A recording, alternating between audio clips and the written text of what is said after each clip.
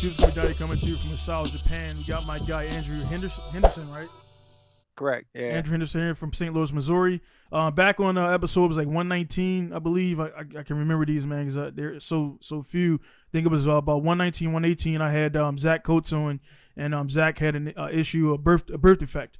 And he's still out there drifting and doing the sim things and everything. And Andrew, Xbox Achievement, man, you're the first guy to email me to get on the podcast, man. This is episode number 126. Hey, that's awesome, man. So it took 126 episodes to get somebody to shoot me an email and everything, man. Introduce himself very well, and pretty much got on there, man. And like I say, guys out there, I've had you can call celebrities or whatever, man.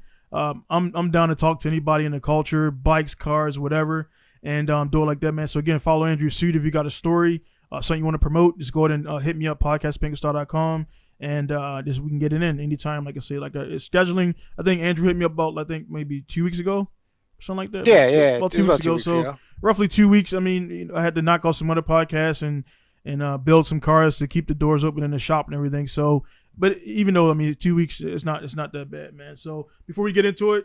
Guys, just go ahead and check out Bridge Moto because, of course, you guys know Bridge Moto is my #1 supplier of all safety gear, helmets, and stuff like that. This is the same helmet I got and wore in Atlanta when I went down there for the event when I was in Atlanta back in July. And also check out the Bridge Moto shoes, which are very comfortable, FIA, SFI rated. He has these out. He has another version out with the American flags, and he's coming out with some other ones. And maybe a Pinku style collaboration. And then also, you guys out there, if you like to read or look at pictures, because I can't read Japanese, so I just look at the pictures and stuff. So go ahead and check out Drift and Goku magazines. I'm a dealer and distributor for Drift and Goku. Check out my website, pinkustylestore.com, and I'll order those there. Subscriptions of single magazines and also option magazines. So you guys are not into drifting, you're into more like the track cars and things like that. Option suits you better. While option has some drift stuff in there, it's more suited towards street and circuit guys and everything. So again, guys, just go ahead and check that stuff out. Send any questions to business stuff down on at pinkustyle.com, and any podcast stuff, podcastpinkustyle.com. So we got that out the way, man. Again, Andrew, thanks for your time, man. Before we get into it, man, just how's everything going, man? And just tell us a little bit about yourself, and we'll get right into it, man. Man, things aren't going too bad. It's just it's kind of like the off seasons here though, because of the weather and whatnot. Yeah. It's starting to get cold, so that's kind of a bummer. Yeah. But no, man, I'm Andrew from St. Louis, Missouri, born here, raised here, haven't left. But just like most guys my age, I'm 30. Most guys my age, I got into cars really whenever like the first Fast and the Furious came out. Yeah. Brian's Eclipse was like, kind of a goal for me back then. Oh, yeah. So my first car was an Eclipse. I did the whole, body kit, neon lights, sound system, that whole, the whole, racer, if you will, nowadays, life. And, after Tokyo Drift, I think, that's whenever my mind just kind of went, that's where I'm headed. Yeah, we already got relatable points right there, man. I was a little bit older when Fast and Furious 1 came out. The Eclipse, at the time I didn't have a car, and that the commercial used to come on all the time with the rave, not rave music, but like house music, and there was a chick dancing and doing all the stuff like that, and then it was like the ad for the GSX Eclipse. And like back then, the GSX was high, and even now the GSX is still expensive. So Eclipse, I actually wanted one, and then I found drifting and kind of got it. Whatever, I got all into that, man. So kind of relatable, man. So like, again, I don't want to get into like the talking point right away, man. One thing again, you mentioned that you had your one arm was paralyzed or something like that. Yeah. Man, how long ago was it now? 4 years ago. It happened back in 2017. Okay. I'm losing track of time here. Yeah. But I had a motorcycle accident. I was honestly being kind of reckless. And, you kind of have that awkward shuffle in the hallway where you guys are both going like kind of the same direction, and you're trying to like get out of each other's way. Except for we were both going the same direction, except for I was probably going double, triple the speed, honestly. And, we're both going, left and right, trying to get out of each other's way. It has to end somewhere, you know what I mean? And, 4 days later, I woke up in the hospital. I honestly don't remember it myself, but I had a buddy that was following me, and that dude's like my guardian angel. I think he kept me here, man. Yeah. So yeah. That's crazy to hear, man, because I just got into bikes, so we'll talk about that later, man. But so it was a bike accident, man. And what kind of bike were you on at the time? It was a Yamaha R6. Okay. Shit, man, my guy Lex. Pretty sure you've seen Lex on there a bunch. Yeah. Lex, I was like, damn, he's an R6 guy. He just got the R1 and everything. So, but yeah, man, it's unfortunate, man. And a lot of guys like, oh man, you should have been on a bike and this and that. I'm like, dude, what I mean? It's unfortunate it happened to you, man. But it's one of those things in life, man. It's just like you're at the wrong place at the right time kind of deal, and things just kind of happen, man. So I mean, I hope you didn't beat yourself up too much about it and everything, and allow other people to do that too, man. Because it's, if you go outside, as soon as you leave your door, I mean, it's like a million different things that can happen to you that day, and that sucks, man. So I mean, overall, man, so is it completely like no use, or is it partial use, or? I mean, initially, like I couldn't feel anything, shoulder down. I couldn't move it. Now I can, move my shoulder. Gotcha. I got like feeling down to my elbow, but like I can't really do anything. Gotcha. I got like I got a muscle taken out of my right thigh and like implanted into my my right arm actually. And that gave me the ability to, I don't know if you can see this arm, but like move it in. I can't move it out, but I can like lift it up and I can kind of hold it for a little bit. But that's about it. It's kind of like a parlor trick, honestly. Like it's nothing that's usable really. Yeah, that's it. So I mean, are you like done with? Are you still going physical therapy, or are you done with that stuff? No, man. I honestly like the first 2 years, man. I spent a lot of my time doing like surgeries, research, trying different kind of exercises, everything, and I guess at one point I just settled with it, and like I can still live a productive normal life, you know what I mean? Gotcha. And I think like especially during my initial accident, man, I think a lot of just like the drive to like keep moving was just like there's so many people that are like paralyzed and like other shit, like excuse me. No, that's so good. That's so good. Okay. That like for instance in the war, I'm sure you may have people that have lost legs and limbs, and it's just like, and seeing like those stories of those people like persevering or what have you, it's just, it makes me feel like I can't just be a wuss, you know what I mean? I gotta keep moving. So no doubt, man, that's just what it is. I mean, that's 100%. And again, there, see right there, you got the one arm drifter right there in the background. Like I say, embracing it, man. And of course, guys, just be sure to check them out on Instagram. Where are you on any other? So you do Twitch or? I do Instagram, YouTube, TikTok, Twitch, Facebook. Man, I'm all over the place. All one arm drifter. Okay, that's awesome. So what I'll do, guys, for the guys who don't want to type it in, I'll put all his URLs down there in the description. Go check it out on SoundCloud and on the YouTube and everything. So again, man, it's one of those things, man. While just listening to you, like you said, 100%, man. I for example, I got out 2012 and I didn't apply for my VA stuff until 2016, 17. Because I was like, dude, I made it out of Iraq. I did 3 years there. I got hit by IEDs, but I had protection. Other than some migraine stuff and whatever, I got all my limbs and I'm still whole. Man, my back hurts a little bit, my knees hurt, but I'm still good. So I didn't claim my VA stuff because of that. And then I had a guy who was like, dude, it doesn't matter. You still were there. You earned it. So I claimed it, and it's actually a good amount of cash per month that fills the void and everything. So definitely my VA guys. Thank you, by the way, man. Thank you, by the way. It's all good, man. Like, you know, that stuff, man. You know, I don't. Some guys be hard up for that stuff, man. Thank me. I'm like, dude, we all joined. We had our reasons for joining, so I don't trip when guys don't. You know, but thank you and thank you though. You know what I mean? But a lot of guys be like, oh man, you have to thank me for this and that. I made a joke about the other day and everything on Facebook and everything, and I'll add you on Facebook so we can chop it up there. But yeah, man, it is what it is, and like that's why I got into bikes because I'm 38. I started doing the dirt bikes and stuff. Road bikes, that's a whole different thing. I'm not gonna probably mess with that at all. But you know, dirt bikes are just as dangerous. Right. And I added a new group of guys. I mean, we jumping too, so I mean, you're adding extra shit in there too. So it's like, but I'm like, I'm 38. You know, my knees are kind of what they are, but at the same time, man, when I get guys like you mailing me and I meet guys like Zach and everything, and it's like, you see other stuff like Paralympics and whatever. I'm like, dude.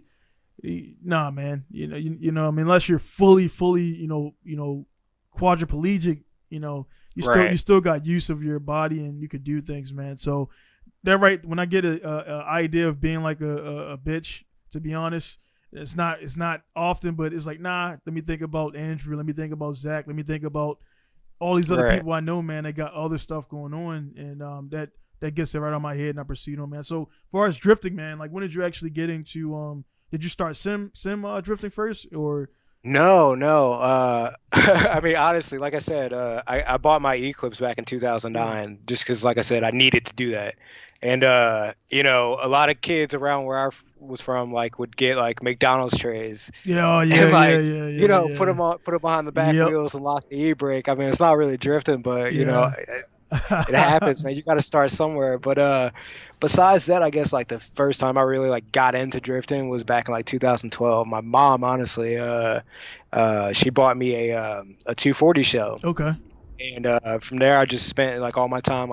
Back then, it was forums, mostly forums. Yeah. But and I learned how to build that thing in the backyard. And since then, it's just 2012 was definitely my start. Got you. And as far as because I had Woodbury on, which you probably he was on what's that show on? Damn man, I drew on a blank, man. Hyperdrive. Because he's from he's from the Missouri area and everything. So I had him on. So I mean, as far as the drifting and the outlets there, where do you go to drift and everything out there? I mean, mostly luckily we do have a local track that's 30 minutes from me. Yeah. It's a Worldwide Technology Raceway. Okay. They do Gateway, or they do Formula Drift there now. So we don't get to do that course, obviously. Yeah. Worldwide Technology Raceway is kind of like a state-of-the-art facility, so drifting is not really a priority in their eyes, especially local grassroots scene. But we got a community here, Drift STL. They put on a lot of events, so at least 2 events a month, and there's lots of events within 4 hours. Drive. So we travel a lot. Go to Ohio is a big one that I just went to this past year. No Start Bash. I don't know if you've heard of it, but it's insane, man. The driving there was just top notch. Yeah, I keep up. That's one thing is weird, man. A lot of guys don't. Well, naturally, man, there's a lot more stuff going on in the States now. And honestly, I'm trying to come over there to do Formula Drift. So obviously, there's a reason why most people are not invested into looking into what Japan is doing, because there was a time, man, I tell guys, there was a time where in Japan was everybody want to do stuff, but now, dude, it's man, America, Europe, Australia, New Zealand is putting out better products, cheaper, faster. And it's those days where HKS, I don't have any affiliation with these guys, so I kind of bash them a little bit because they honestly, I guess I'm a little bit, I try to contact all those guys and pretty much tell me to fuck off. And I'm like, all right, cool. I'll go to America and I'll get accessible parts, I'll get sicky parts, I'll get parts from I'm so it was a time where they were the guys, and now those days are gone, man. So I mean, it's not very inclusive over there, I guess. No, not at all. It's one thing I'll tell guys, man. Hey, it looks cool from the outside in, but once you get here, it's real life. And then now, when you're below them, and I tell guys this all the time, when you're below them, they're they kind of want to treat you like a jester, and I don't play that shit. So some of them they don't like the fact that I don't act like a clown. I don't do magic tricks. To be honest, some of the Australian guys come over and smash beer cans in their head and do dumb shit. I'm like, it's cool to have fun, but You know what I mean? You got to maintain your dignity a little bit, and that's not my game. That's not my lane. So they take it as like you don't like them, or you don't respect their time or the time they're giving you. I'm like, nah, dude, you're a man. I'm a man. Whatever. You know what I'm saying? Right. And so some guys already were like, from that point with me, they were already like kind of put off. And then when I start my business, now I'm a threat. And you know what I mean? My way is like, dude, I'll talk my shit, man. I know what I'm good at. I know what I do, and I'm confident at what I do. And you know what I mean? They don't like that, man. They like to keep the shit under wraps and everything. I'm like, nah, dude. So I lost a lot of friends. Long story short, Japanese and American friends over the last 5 years, friends. And so I just roll solo, man. You know what I mean? So what it is and that stuff, man. So, and they like, oh, why are you talking to a dude in Missouri and you got all these guys here? I'm like, well, this guy, you know what I mean? I don't even know him, and he just hit me up and like he wants to link up, and you guys are here. Right.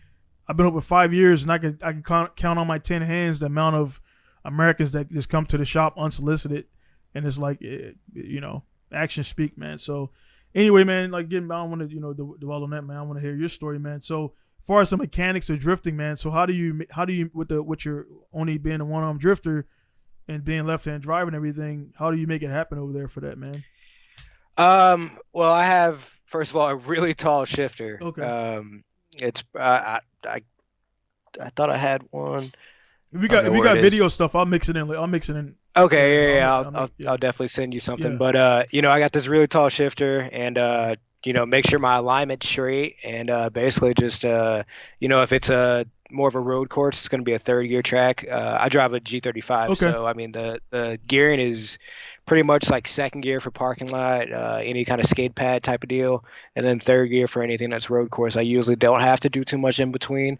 Usually just lots of clutch modulation and momentum really, and that's about it. Yeah. But I'm working. I basically have my whole idea for my handbrake system. Mm-hmm.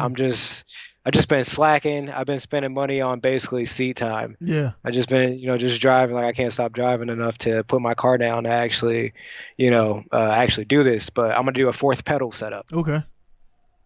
So basically, I'll put a pedal where my dead pedal is to the left of the clutch, and I'm gonna have a bar that goes over the top. So whenever I press it, it's going to actually press the clutch in at the same time so that I can, dump it. Because otherwise, if I just press the e-brake, it'll stall the car out. Yeah. So, the tricky part with that is going to be obviously like, figuring out the throws and making sure that the clutch actually disengages before, the e-brake is actually pulled.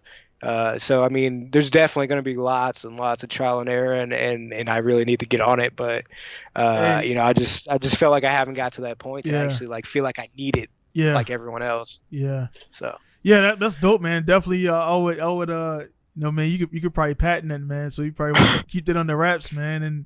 And I thought about it. I was like, man, I probably should say somebody's gonna do it before me. Yeah, but, the only thing about that, it'll be kind of chassis specific because you're building on that chassis, so they would have to really use that same chassis. So I'm business. I'm always thinking about stuff like that, man. Right. And it's cool, man. With the amount of now welders are you could buy a welder for under $800. That's solid.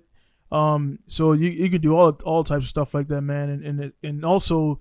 The 3D printing stuff is like taking off, and you could just you can just give a guy an idea and just some measurements, and he can like bang it up for you, man. So far as working on a car, do you do everything? Do you have assistants or how's that work for you? Honestly, man, I don't really work on my car anymore. Gotcha. I try occasionally, and then I usually get really frustrated over like little remedial stuff just because it's like, man, I used to be able to do this in 10 minutes. This is taking me an hour. This is ridiculous. You know what I mean? And thankfully, I'm in a position now to where I can afford to actually pay people to work on my car when necessary. But I try to get hands on and involved because most of the people that I have work on my car are they're buddies. So. I'm definitely involved. I'm definitely not doing it all by myself though at all. Yeah, I got you. It's I'm asking questions that are people or think like it's kind of obvious, but it's like I don't know how it goes down, man. And also like again, man, my whole thing behind this, man, is not only just getting link up with somebody that we never met before, and just utilizing the technology properly, but it's just to show guys out there again, man. Like you a lot of guys online, man. I'm a big, being a war guy, being from Baltimore, like kind of having like all the cards stacked against me and stuff like that, and like getting things done is like I got honestly very little. Some people say it's hard, is cold hearted. My wife even told me, but I have really little sympathy for people, man, because it's like, bro, you got people out there that have been dealt worse cards than all of us, and they still got a smile on their face to make it happen, man. And there's guys out there who got all fully able, man, and they're like, I'm gonna go home and do this, and I don't want to do that. And you say you're attempting to work on your car and like getting frustrated, and like they got the capability to use both hands, and they like, now I'm gonna go home and just watch Wheel of Fortune, or you know what I mean, just fuck off, man. And like I just don't I'm one of those dudes, man, who I can't turn it off, man. So like I'm always like I'm up 17-18 hours a day. Like I can't I just don't want to lose any second, I don't want to burn any second in the day. Right. And then like sometimes like it'll be like those days where you just like you don't do nothing, and like it's kind of needed, and you don't got to go online and talk about it. Like I'm taking a day off, like nobody cares. Just like chill, watch Netflix, do what you got to do. So you do have to understand when to throttle back, man. But I definitely applaud you for keep going, man, because a lot of guys will quit or do some other stuff where they sit in a room and talk about it, man. So it is what it is, man. So that's why I definitely relate to you there, man. Like especially like after the accident, I feel like I have this really, I for lack of a better word, cold mentality about just like being sympathetic about situations that I think are just remedial. You know what I mean? And it's just I try to check myself because I know I'm like, man, he's over here whining about something petty. It is like so I definitely feel you on that one. Have you ever had somebody have you ever been like in a proximity with somebody and they kind of like bitching to you or venting, and you just kind of give them a look like, dude, I got one arm, dude, like, and they'd be like they'd just stop talking and like switch it. Has that ever happened to you, man? It happens a lot, but I don't ever like call that out or anything, just because like I don't know, it's like I said, it's been 4 years. I mean, I've heard it all, I've been asked it all. Like the arm thing is just like even now, like probably 3 times a week I'll be in a store and somebody be like, hey, what's up with your arm? You know what I mean? And I'm just like, it's everybody's trying to be sympathetic, but man, you gotta get, it's always worse than they think. They're like, it's broke. I'm like, nah, it's a little worse than that. Yeah. So you gotta get some merch, man. You gotta get the one-on drifters. I got some. Oh, you got some? I got some, but I don't know what it is. I don't know if it's like a Midwest thing or just being in St. Louis, or that I'm trash, man. But people just ain't really supporting. So I mean, let me know. Let me know. I'm starting it. Let me know the links. I'll support it, man. I'll get it. Like only thing I wear is my stuff and other people that I rock with, man. I don't wear any Kanye shit. I don't wear nothing against it, but I wear like my stuff is my stuff, or Juku or other shop stuff, man. So definitely, man. Like where could is the merch online already or? Yeah, it's on Etsy / One Up. Right, but cool. this is actually a shirt. Oh shit. That's just on a box right now. I was like, man, I don't have any kind of decorations. My guy has this whole setup. I was like, I got to do something. Oh, that's dope, man. But hey, man, so I just threw some stuff together. Yeah, definitely, man. Let us, like you say, Etsy, just send me the link and all that stuff. Once we get done with all this, man, you'll just fire me all your links. I'll put them down there. I'll definitely be picking up some and everything, man. It's just one of those things, man, where like it's not a Missouri thing on that. I got I got shirts and everything, and it's I don't make like people you shouldn't focus. I mean, honestly, everybody can make a shirt. Let's be honest, right? Yeah, you know what I mean. Sure. So it comes down to guys like of course, everybody knows LZ is like the hottest cat in the drift scene over the last couple of years. And like he sells merch, and it's he has a following. The following is young, and like people like it sucks, man. And it's like this. And it happens to me too. The moment I got builds in the shop too that I'm not posting about, they're gonna come out. When those builds come out, and then like people. They like, oh, now I'm like, dude, I've been doing this shit for years, but it's gonna take a certain build to make people really, really recognize. And I got those. Once those come out, then everybody's gonna want to be on your team. And I'm like, nah, dude, right. You know what I mean? That's nah, I'm cool. Then that's when all the merch was selling and everything. So it's like you got to almost kind of have a gimmick or something else to get your shirts or whatever to sell. If it's just you trying to sell shirts, they be like, well, what's the purpose? Why am I gonna wear this, man? So I respect the game. I understand it. You know what I'm saying? But at the same time, man, it's kind of lame. You know what I mean? That people do that right. and everything. So hopefully, man, like this podcast and my posts and it'll help get some out there and everything. I'm definitely gonna, you know, I didn't know about it before, but I'll pick up some, and I do that time to time with my guys. I don't even really wear them. I'll just buy a shirt or two, give one to my wife, and just like support my people, man. And like, you know, guys were really doing stuff. So it kind of sucks. So definitely in Missouri is all over, man. So I had a guy on a guy named Quizzy on about maybe 10 podcasts ago. I think I watched most of it. Yeah, because he's doing good in the vlogs and everything, man, and all that stuff, man. So shit, man, I might had to link y'all up, man, because he need to come out there and do some car stuff, because he's just doing like random vlogging. I'm gonna get him in a drift car. Yeah. Because he's gonna have to spit something in the drift car. Yeah. So Quizzy, shout out. I'm gonna link him to this part of the podcast so he can check it out, man. So far as Missouri, man, like how is it like geographically, man? Are you like in a like a city area, or like you're in a county area? I'm in the county, but okay. it's definitely more of a city atmosphere, if you will. You know, just because, like I said, downtown's 15 minutes away, so you know, it ain't too far from it. Just kind of, I don't know, normal mid-America, you know, average kind of county. That shit all looks the same, man. It's the same, you know, in Baltimore. It's like, you know, you could tell when you're in deep county, then you could tell when you're in a county right when you know, like the city is right there. You get you get a little, like, you could tell it's all over. I ain't got to be there, but I can know. We have a highway that basically separates where, like, you know, once you cross that highway, like you starting to get into some rougher stuff. You know what I mean?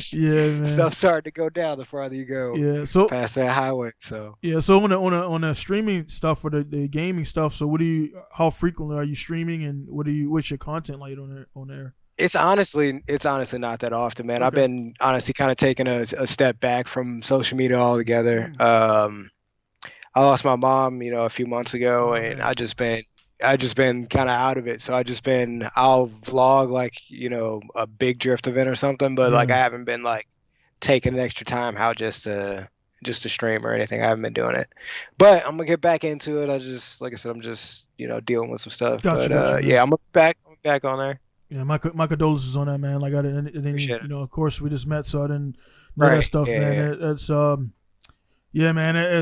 dude, that's like life, man. It's it's I ain't mean to put it on a darker note. No, it's hey, man, like it's just, I mean, no, it's on the 20, like about 2 weeks ago, my dad's mom passed away from diabetes, and like I'm over here in Japan, man, and it's like, you know, everybody, the first thing they say, hey, man, don't worry about, we know the whole COVID stuff and blah, blah, blah. And even if it wasn't COVID, we know, like, you know, the plane tickets. So they you know, I'm like feeling like shit because, you know what I mean? That's what people don't understand, dude. I got a business, and I keep it real, man. Like, you know, like I'm taking care of my family, my business side of things, but there's not much other funds to be doing other shit. And they understand that. And, you know what I mean? That's one thing. They were like, oh, you run a business, man. You should be able to fly. I'm like, nah, dude. Like, guys really don't understand, man, how difficult it is to run a business. Not only run a business, but to run a business in a fucking foreign country. That's like, bro. I couldn't imagine, man. That's crazy. And it's ambitious. It's doable. I'm making it happen. Social media is definitely, like, you know, makes it kind of, as far as promotion, because I don't do business on social media. Everything's about email. But as far as promotion, and definitely the time, if I would have did this maybe 20 years ago, there's no way, no way I would survive this long, have this reach and everything. So social media definitely for me in that aspect played a point. But like you say, man, taking the throttle back, taking a step back, man, all the fake love and blah blah blah. Like, you know, I mean, I got family members I had to cut off, man, recently. I'm like, dude, like, they think I'm rolling and balling, and he hit me up at 2 a.m. Hey, man, can you do this? I'm like, dude, can you do something for me? Like, I need fucking money. And they just, you know, didn't say anything to you, but I need it too. Exactly. I'm like, dude, I got to make this shit happen I'm talking about by Friday. Not trying to be a downer, but letting people know. I like to let people know real, because some people be faking that shit, and like they think they're this, and this. I'm like, it'll be a point where I will be there, you know, and things will be really good. But right now, at that time, it's the grind. 5 years in, so it takes 10 years for guys out there who want to do business. It takes 10 years even if you're making money, it takes 10 years to like have money where your taxes are paid and you still got money in the bank. Because the money ain't yours if it, you know what I'm saying, the taxes ain't paid. And that's what people don't understand about business. That shit's in there, but you know, you got to pay taxes. Get in trouble, man. And I'm not trying to do that. And I've seen foreigners go down the tubes after 15 years of business because they made a mistake for 10 years, and then that mistake cost them $35K, and they want their money like by Friday. No questions asked, or you turn in your license, like, so it's real, man. And also, and you know, being a, you know, and I hate to, but I don't like to make it about race and shit like that. But being an American is one thing, but then being a fucking like a black guy in America doing this, like they got their assumptions about how black guys are supposed to be and this and this, and the Japanese hit me up and think I do illegal shit all the time. I'm like, nah, bro, I don't do illegal paperwork. I don't do illegal documents. And they like, oh, well, I thought, and like, nah, well, not everybody's like that. Then, you know, from the local aspect, from the military guys, I get shit like, hey man, can I come in there and help you with my car? Like, nah, would you go to fucking Top Secret and help them with a car? No, so you're not gonna do that here. So like, I get offended quickly at the fact that people try to pull shit like that, and I'll bypass money just to make a point, and I have done that, just to make a point that nah, bro, like we're number one, we're all not like that, and number two is like you need to respect small businesses because you know we have to do what we got to do, man. So it's a bunch of shit, man. I don't like to talk about my business, you know. I'm pretty much just letting you. We're just talking, man. Like yeah, for sure. I honestly forget that it's recorded sometime, and I just like talk, man. So far as like on your day to day, if you could speak about it, man. Far as like, are you working or are you just like, what are you doing for work and stuff like that? Yeah, I do accounting and other things for a hazmat company actually. So I do a lot of scheduling for transport pickups and things. So shit, kind of boring work, but you know, it's paying the bills. It's keeping me drifting. So that's crazy, bro. Like we're getting like, I like this shit, man, because it's growing, is pulling on similarities. Like in the Air Force, I was transportation, so hazmat and all that stuff. Oh man, 1.5 and this and this. Like I dumped most of it, but dude, yeah, placards and everything, man. Like that was I just job. Had to take the IATA class over. Oh yeah, again. yeah. Is it yearly or biannually still? I don't even remember. I just every time it comes up in my email, like, man, I gotta redo that again.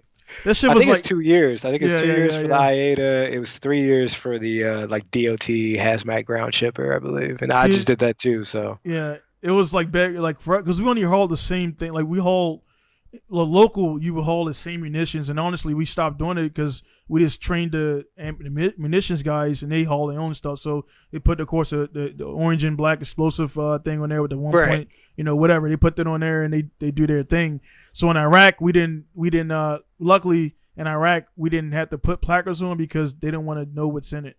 So you know, it was a cool thing, right? Exactly, and they would put the. They changed. I had missiles. I was a lead vehicle with missiles on my truck, and like they was like, all right, let's put the missiles in the middle of the convoy on the back, not at the front.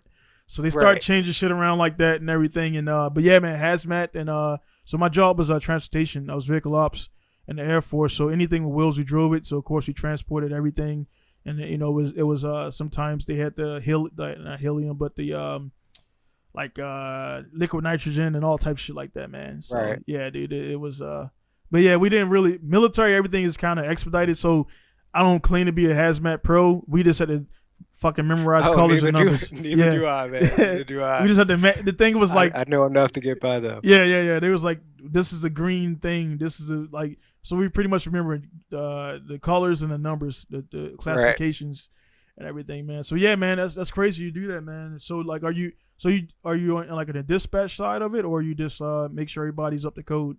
I'm more of a broker, if you will. Okay. You know, I reach out to certain transporters to pick up at X company and deliver it to, you know, Y facility. So I mean, I do a lot of that, and then most of my work is just accounting, like billing and you know, what have you. So and then like tech support, because everybody's old and I'm computer savvy, so I'm like the in-house tech guy if they don't want to call them out. So but you know, just miscellaneous stuff besides you know, the normal. So like in your office or building, is just how many employees you got there and everything? I I mean, we've been kind of dwindling down. Lots of people have been working from home now. Maybe like 10 people, maybe. And then like we have field guys, but they're in and out of the building. They're just getting supplies and going wherever they have to go. So, but like the office is pretty small. We're as my boss like to call it, a small, lean team. Yeah. So we just trying to make them numbers. Yeah. I mean, I think I think smaller ones are better, man. And with Corona, man, I'm pretty sure your boss probably maybe talked and say, hey, man, after this shit returns back to normal, because it's going on year 3 was, I don't know, man, almost year 2 of this Corona stuff. It's bad we're losing track. This supposed to be like, I thought it was gonna be like 4 months and we back to normal. Now, dude, like the air, like flying. When I went to Atlanta, the trip was cool. It was cool to link up with my guy Alan again, man. But man, that fucking airport stuff, it just made the process way more harder than it needs to be. Like I'm like, dude, I got to do this, I got to do that. It was just kind of crazy, man. And so I told my wife and everybody else, I'm like, dude, unless I'm getting a $20,000 upfront cash deal of being a movie, I'm not flying nowhere, dude. I'm not going anywhere because it's just not. I lost roughly 20 days away from business, man, and that's. You know what I'm saying? You had to quarantine whenever you you got back. Besides, if it was just a trip, I would have been like out what, and it was worth it. But it was about maybe 6 or 7 days, right? Maybe 8 days, but 6 or 7 to 8 days plus the 14, yeah, man. So it was like, and then I had to when I flew back from America, because I couldn't take anything. I had to drive. Another 9 hours after my 16-hour flight to get home and everything, man. So it was like, you know what I mean? I'm not laughing at you. Yeah, no, it's cool. And I like driving, man. So I put on some putt. Man, I hate driving. Oh yeah, shit, man. Especially far, man. I can't do it. Yeah, man. It's a lot of truck driving. Does Missouri have any they don't have like tolls and shit? Everything is you can go wherever you want, right? Toll roads? Yeah, there's no real tolls or anything. There's not a lot really anywhere I've been so far. To be honest, I haven't left the state for too much. The farthest I've been was Ohio, and that was this year. Yeah. Going to start bash. So I've been mostly just in St. Louis, man. I haven't even been on a plane. Oh yeah, you gotta change that. Man. you gotta get out, man, because this shit is it's a bad time right now. Yeah, it's not a good time at all. Yeah, but I mean, as far as once it unlocks, man, like they gonna to recoup that money. Like it's gonna be like probably from St. Louis to Cali, it'll probably be like $65 or something like that, maybe, because they're hurting, man. Like the a lot of those guys, man, are hurting for the Greyhounds and I don't know how Greyhound is doing. I mean, they're probably doing good, but the Carnival and the cruises they like. Those dudes got wrecked, man. So they're trying to sell ships and everything, man. But the cool thing about all this stuff, man, is I was talking to my dude the other day and we were laughing about it. My guy Freddie English over at Poor Man Mods. I was like, man, you notice like no car guys are online like talking about shit and doing it. Like, dude, all we care about is car parts and events. Like it's like you don't see any else, like when I see the dudes storming the Capitol, I'm like, I guarantee you none of those guys had a project car. No. None of them. Because you be home like, hey, man, where the fuck's my parts? Or where are my camshafts at? Right. I can't go over there, man. I'm saving this money for the next part. Boy, I need tires for the next event. Yeah. Or if it was a dude there, that motherfucking shit was on jack stands for like the last 4 years. You know what I mean? Sometimes it's like that, though. Yeah. Oh, sometimes it's like that. 5 years my ass 13 was down. I just got it running. And then like, I mean, I had to, and it's like pretty much there, but I don't like getting this shit and like going back and forth, and the customers, man. The RB26 car. Yeah, and that's my comp car. Which I just put that back together from parts, man. Like a collection of 4 engines, and I mean it's set for 5 years, man. So it's cool to drive it, but it's like I mean it's the season. I still got old ass graphics on it from people I don't even deal with anymore. Right. I mean it's And guys don't understand, man, when they like, bro, it's a lot of, I want to be out there drifting. And I actually, it seemed like something a hater would do, but I just click off shit. I can't like when guys are at, clutch kickers or doing this and that. And I'm like, man, Yeah, you know what I mean? No, not at all, man. Yeah, it is kind of. I like that too. I can't go to an event. It's like I can't be doing it. It's like I don't get the same joy as everybody else watching. It's like I'm a driver. Yep. Like I'm like not even. I just can't afford to do this, but I'm a driver. Yeah, man. For sure. So I'm with you 100%, man. Right in my backyard. My track's about 45 minutes from here. And man, I go there frequently and I do tests, but I don't record anymore. I just do tests and leave. Right. And I'll arrive like it was like an event Sunday, this past Sunday, and there's tracks full, paddocks, everything, and I go there and it's like nobody's there, and like I missed the party. But it's like with the business shit, the reason I do it too is because like I got my my skill levels. I got pro license or whatever, man, whatever. But it's like now with the shop, man, like I can't just show up because dudes are just like judging the shit out of me, dude. Like if my car breaks, it's extra bad now. Oh, he's putting out shitty cars or shitty products, or they just really looking for a reason. If it makes sense. I'm not gonna give it to them. So when I go there, man, my shit's all top notch. I've already tested it the day before because they're at work. I can go to the track. I test the day before, make sure everything's good to go. Leave the car there, come there the next day, rock out. Then every event I get like another group of people, and it kind of that's how it happens and everything. But if I go there and the shit's breaking, and even though everybody breaks, but they just make a big deal like, oh, everybody does break. Everybody man. breaks, bro. Like, come on, dude. Fucking JR and Chelsea shit breaks. You know what I mean? Right. So it's like, dude, and I don't. It's crazy that they put that on you though, man. That ain't cool. That's weird. So I'm getting it from the American side and the Japanese side. It's like, you know what, dude? I'll stay to myself, and the people that I deal with, I'll deal with them. But you know, what I mean, I'm not even trying to make it like poor me type shit. But it's right. It's just the temperature, and I think being from Baltimore, that's one of those things. You kind of pick up, and same thing where you're from, man. Like you get to read people, and you get to see what they're about immediately, and they don't even know you got the drop on them. So it's like, hey, man, I recognize how you are. And then social media, the guys are so fucking dumb because they don't see when you guys are kind of in the same circle, so they post something, and I have dudes, for example, ask me for transportation because I do transporting inside of Japan as well. It's like my third priority as far as one of my business stuff. So I'll transport a car from here like 21 hours away. I did last week, 21 hours down, 21 hours back. I drove, and they'll see that, and the dude will ask me like, "Hey man, on the way up, can you pick up my car?" I'm like, "Nah, dude, they're trying to kind of track my timeline." I'm like, dude, it's going to be this much to pick up from here to there. Right. So that they don't hit me back up, and then they get with another company that's not from here and do business. And it's like, bro, I can see that. So now I understand that you don't fuck with me. So I'm going to return it. So don't message me no more. Don't email me no more. And I keep it like that, man. Cause I don't like that, that type of stuff. And I'm not a fake guy. My wife, she's Japanese. And I seen her talk shit about people, and she don't know America's. It's not really a cool thing to do. They're like, oh, that bitch over there, right?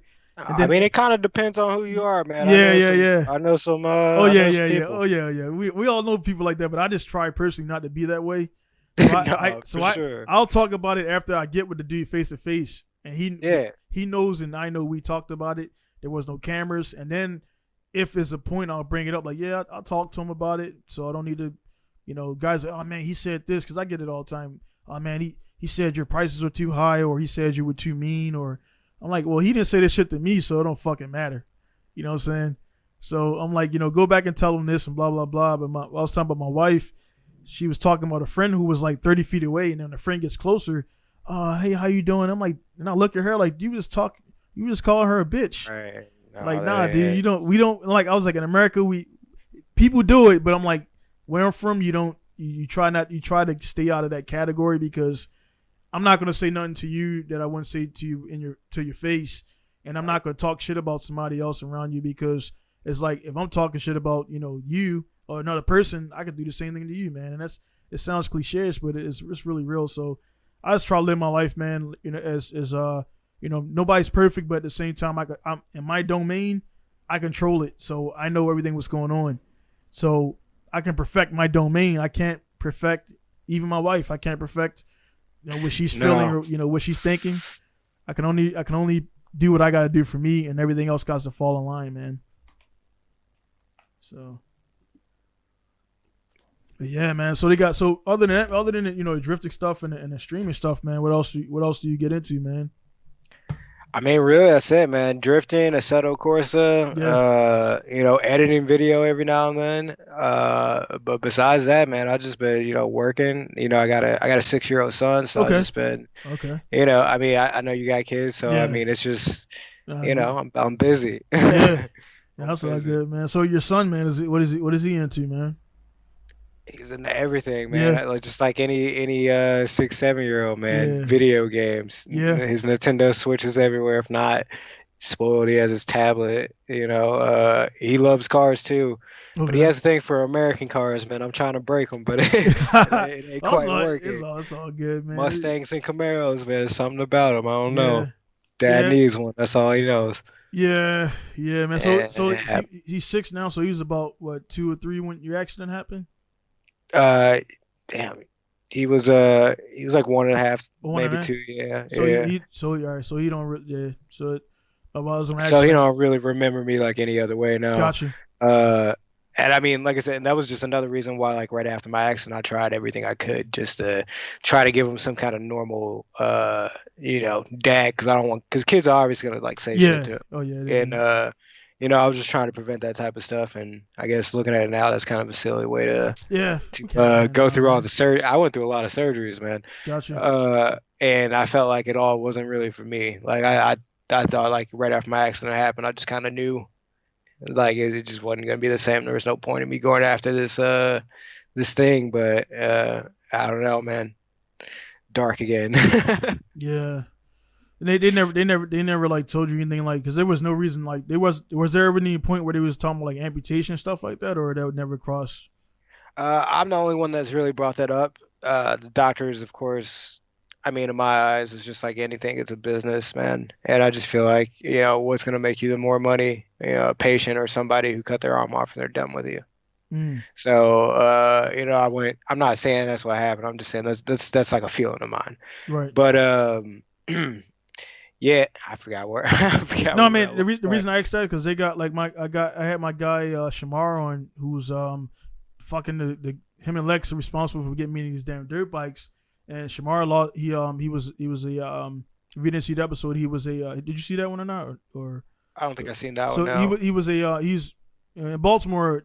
Riding dirt bikes in the street is a big thing. Right. So I know that. Yeah, so that's where he pretty much came. I got some on my security camera. Like, he's cool. He's walking away, but the riding dirt bikes was a big thing and everything. So he got put on.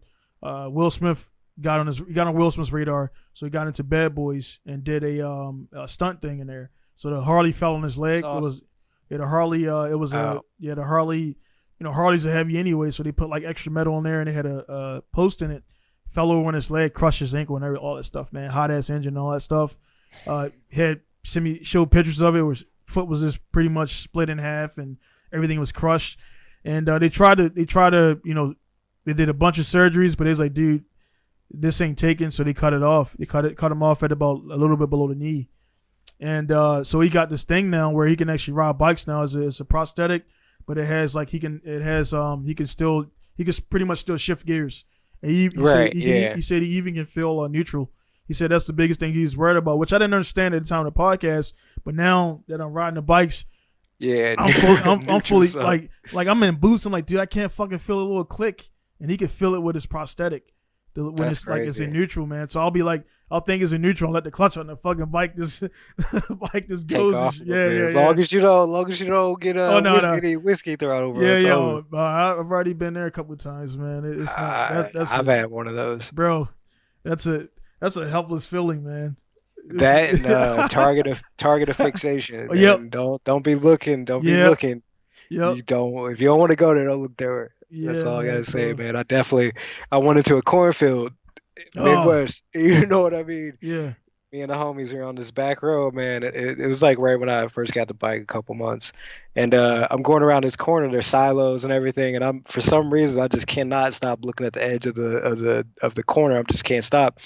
and then like I ended up just driving off right into this field and just like went into it for I don't know, probably about 20 feet, but kept the bike up and everything. Yeah, because it's so thick. Went back out the path. Yeah, my buddy came back. He was like, "Bro, you were right behind me, and then you weren't. Like, what happened?" I went into the field.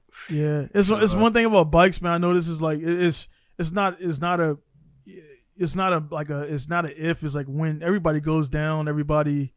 It's like Definitely. It's part of it, and it's like I think that's one of the things that. And I had so many guys that were killed on bikes in there, man, and there's people driving, and this is before fucking cell phones, though. I can only imagine now with everybody being on a cell phone, and not pretending to be perfect.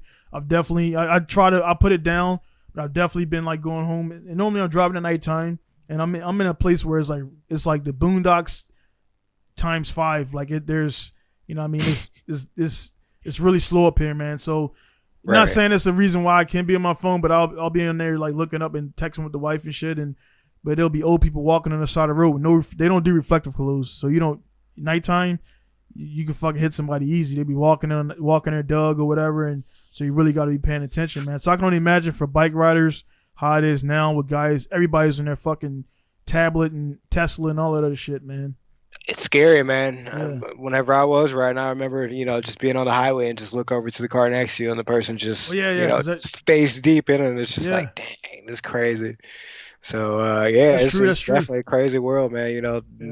They always say, man, you got to watch out for the people more than anything. Yeah. That was not my case. It was definitely my fault. But, for the most part, you definitely got to watch out for people more than, And definitely respect for, like, a lot of people don't own up to like a shit, man. Like it's one of those things where like I never bitch about tickets I got because when I was doing car shit, because I was like, dude, we were definitely fucking way above the thing, and at that time I didn't have kids, family, nothing. So now that I have all that, if somebody fucking whiz past me like that, bro, like one time I did kind of my wife was like, calm down. I was like chasing a dude, and then she was like, nah, that's you, and he went around us and like fucking, it wasn't that he went around us, he went around us and cut. And I'm thinking about, I did the same shit to people, man, like back in the day. And like, I'm like, now that dude he probably had kids in the car. His mom was, sick or some shit like that. And so now you get older, you just kind of get wiser. And we all did dumb shit, man. Some people still do dumb shit, but it's man. The only reason I ever beat myself up about that situation is because I did have my son, man, and I was just like, man, I don't know how you could even be stupid and risk yourself like that. Like it ain't even about you at that point. So that's the only thing that I hold above my own head. But besides that, man, it is what it is. You live and you learn. So thankfully, I'm still alive and I'm talking to you. Yeah, that's all. I could have easily not been. So that's a plus, man. So far, good conversation for sure. Yeah, man. That's one of, like I said, I just I just have a thing about certain people out there, man. They get to certain positions in life or whatever, and they want to preach to people, and you shouldn't do this, you shouldn't do that, and blah blah blah. Dude, like you short of like not like being a serial killer, man. You know what I mean? You could do whatever you want to do, man. Like, as far as you're not harming nobody. You know what I mean? It's like, we got these bikes, we got these cars that do 180 mile per hour. Like, bro, you think you're not gonna buy a brand new Corvette and Camaro and drive at 30 mile per hour? Like, nah, dude, you're gonna run that shit up. Not at all. You're gonna run it up. You know what I mean? So it's like you gotta understand. Some people don't want to. Some people, it seems like Mustang guys don't really understand their capabilities. They're always crashing in this shit. So it's like, as long as you understand the dynamics of a car, you can control it. You're not doing anything in a dumb place that's gonna put anybody in danger, man. I'm like, dude, do what you gotta do, man. Just be smart about put this shit on YouTube and stuff like that. But you know what I mean? It's like, dude, some people just a little bit too uptight. Even I got guys like, oh man, you 38, and I got a fucking shop full of dirt bikes and ATVs now and shit, and I didn't have any 8 months ago. It's like they're cheap to get. I already got mechanical ability, so working on those small things is way easier than working on a car. And also bikes are, other than I've seen it, of course, MotoGP, the Supercross guys, it's a different level of parts when their suspension is forks. 1,000%. Yeah, that's so I'm not comparing the factory shit to the public production stuff. So don't send me messages saying I'm a dumbass because I was like, oh, this dirt bike shit is cheap, and the dude, his fucking forks at $22K. I'm like, fuck. Like, yeah, dude, that's I mean, it's the same with drifting though. You know that. Yeah. Some guys have RB26s, some guys have 302s from Fox Bodies. You know what I'm saying? It's different levels, that's for sure. Yeah, and it's funny you should mention your G35 because actually I got a Stager, which is a 350 the 350 Axis, which is pretty much a Z wagon. It's the 350Z engine, 6-speed, everything, same cluster, same color. Everything is just in a Stager. And I bought a kit from ISR to put it in my S14, but then I was like, man, I got a few options on engine management, but it's like, honestly, like I say, shit's kind of tight right now. So I got a G35 myself. And I was like, fuck, man, let me just, because it's automatic though, but it's, I was like, man, let me just fucking take the trans and shit from this Stager, put it in there and go. Because it's like, I want to drift, man, but I ain't got no drift cars right now that's ready to go. And that's what I was going to ask you, because the G35s and 350Zs are obviously really popular over here. Yeah. It don't seem that much whenever I'm looking at anything in Japan. Is that not a common thing there? The Z is coming up now. The first gen Zs are coming up now because they got the aftermarket support. You won't see anybody in the 370 or nothing like that. But the Z is this kind of, you smash S13, you pound it out, piss them over fenders when you're good. The Z has those big quarters. So once you smash that, it's like it really makes the car look like shit. And most guys it's kind of a car that's still too new and they call it kakui, which is cool looking to subject to drifting. That's crazy because America is totally different. Oh, yeah, Everybody's like, we want to drift new cars. We don't want to drift old cars anymore. Old cars are not it. Yeah, not anymore, man. Bolts People are drifting newer and newer cars. Like my car, whenever I first got into drifting, would have been pretty crazy to see. But now it's like, that's bottom barrel, man. That ain't even like anything cool anymore. Shit, man. It's like people driving Corvettes, like. Yeah. I'm actually looking at it. They're actually running too. The American cars are big over here too, and so a Z06 would call. I mean, it's kind of a little bit run up because obviously it's in Japan, but a Z06 here will run you about, I think around about 35 for a Z06, man. Like so a C5 or C6? C5, C6, yeah, about 30. Yeah. Well, C5 about maybe 22, 25. C6 probably about 28, 30. And then I just got a guy. I bought my first LS for about 38, and I sold it. And then I bought another guy a 5.3 for about 1,600 about maybe 4 weeks ago. He's gonna put in a JZX 110. So it'll be the first LS swap JZX 110 in Japan, all that stuff and everything. But the 5.3s are kind of expendable, but 5.7s and up, they're 60, well 6,000 to 8,000 for a regular ass 5.7. So that's funny. You said a 5.3 was 1,600. So what's like an SR over there for you guys? SRs are now, well, number one, if I put in a search for SRs now, I get about maybe 10 results in the whole Japan. S13 SR red top will set you back right now around about 3,800 to 4. Yeah. In Japan? In Japan, before shipping and taxes. Yeah. That's crazy, man. Because the thing is, man, like. The Japanese just, and it kind of coincided with Corona. Japanese just got hip to what's happening with their parts. They didn't know about 10 years ago, 5 years ago was what guys were doing. So now they're running everything up. I'm talking about NA engines. They're now a fucking NA RB25 is costing you $2,000 for NA RB25.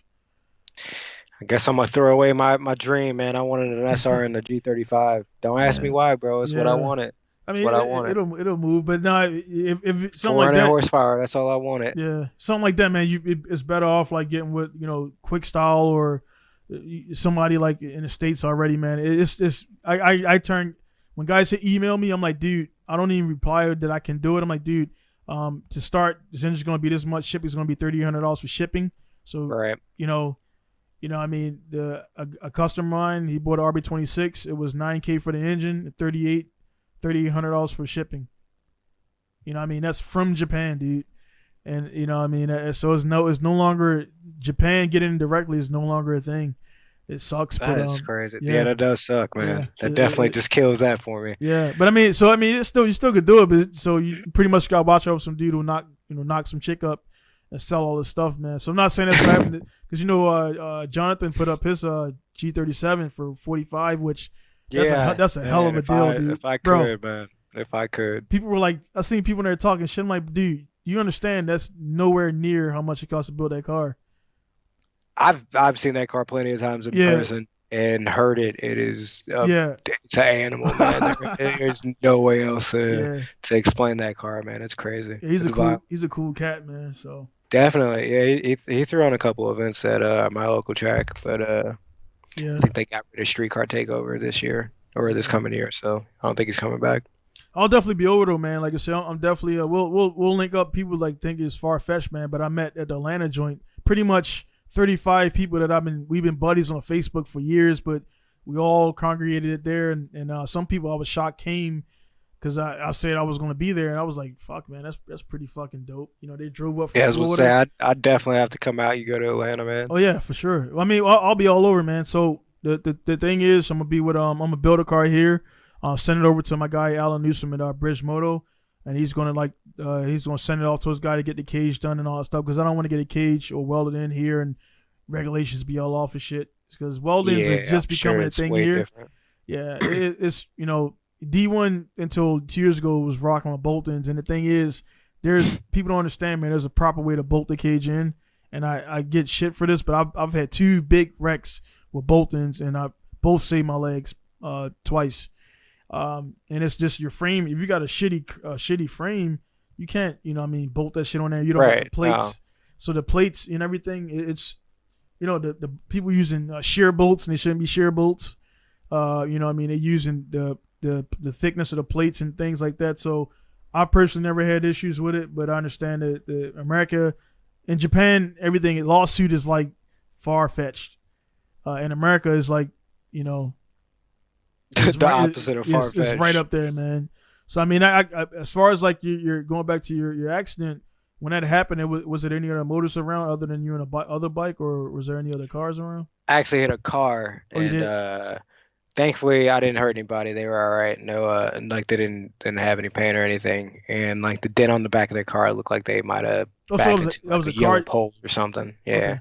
So it was a car that you hit. I thought it was another bike. Yeah, basically, I was, there's still like some kind of lawsuit, I'm sure, behind this, but I was going a certain speed and this car was going a certain speed, and I was going to go around him. He heard the bike, or she heard the bike. She tried to, move out the way.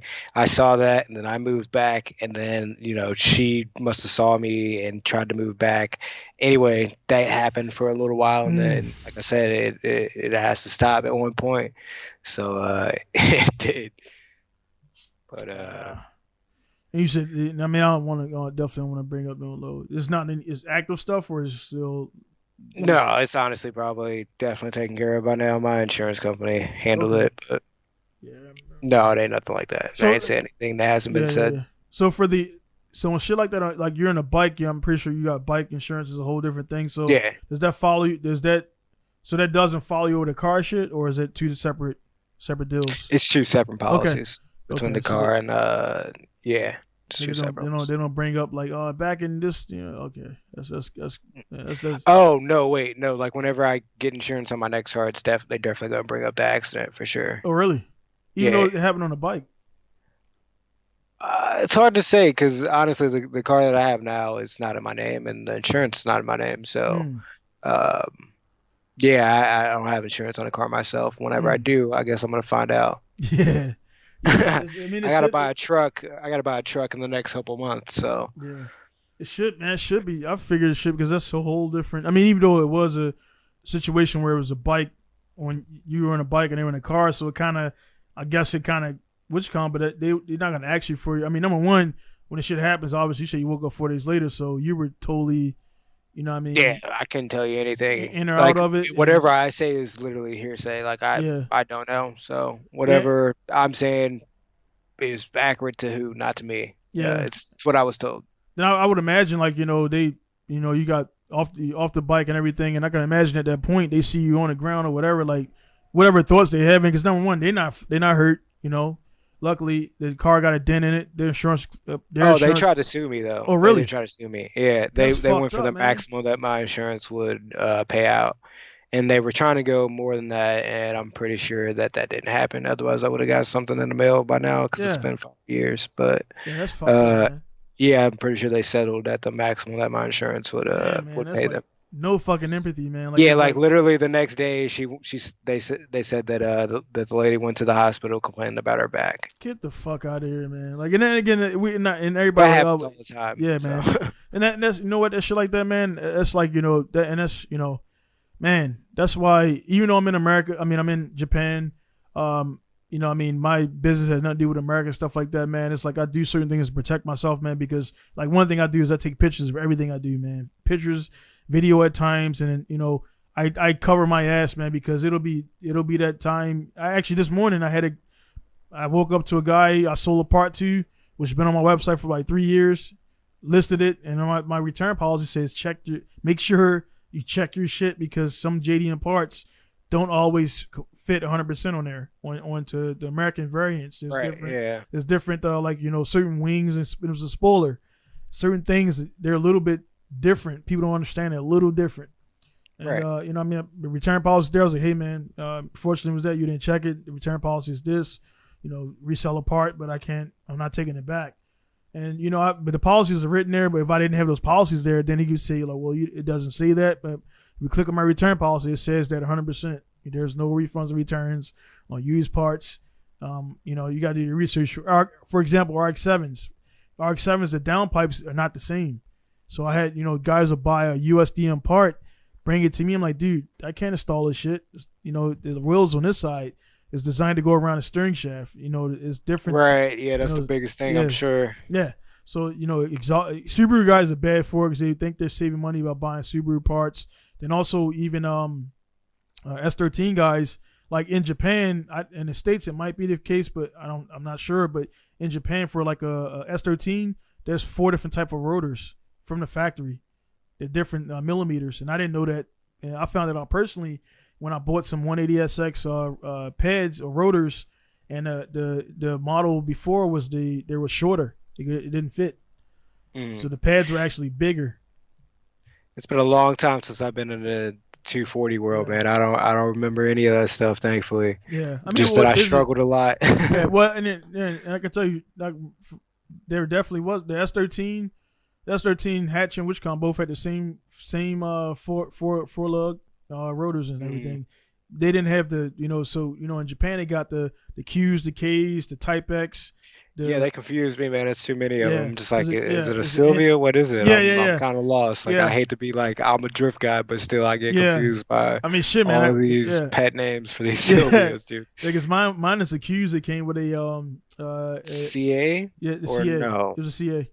Yeah. Okay, so the Qs came with CAs. Yeah. And were the 180s like originally called 180s because they came with the CA, the 1.8, or is that something I made up in my head? No, that's what I wanted. Okay, and then they just switched to SRs like in between years type of deal. Yep, and they just kept the 180 moniker because it was too hard to change. That's why if you notice the European they call it the 200SX. 200SX. Yeah. Okay. Like, it's all coming full circle. It's making sense. Because they switched over. And like I'm like, what the fuck's a 200SX? Now play Gran Turismo like.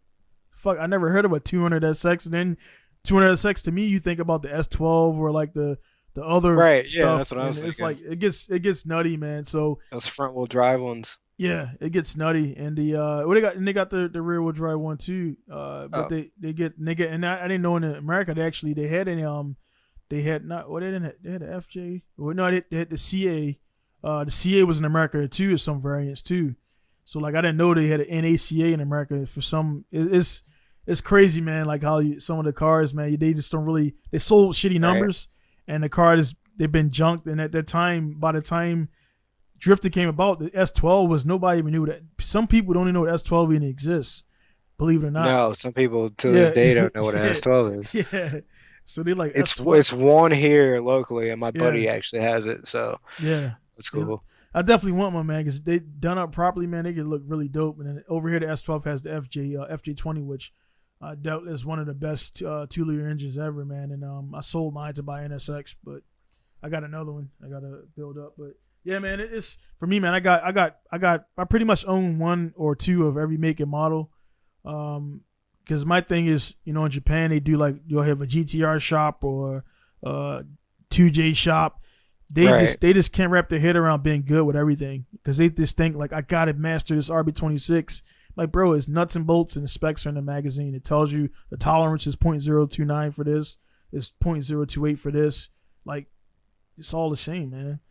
And I mean, that's how all those guys are, though, aren't they? Like, there's a guy for JZs, there's a guy for RBs. You can't exist in the same space. Like, this guy does RBs, this guy does JZs, this guy does SRs. Yeah. This guy messes with American imports or what have you. That's all it is. Doesn't seem like they mix too well. They don't because their theory is like you can't. We're taught and brought up to be like you do a lot of different things or whatever. Not necessarily master them, but you can come close. It's possible to master two different domains.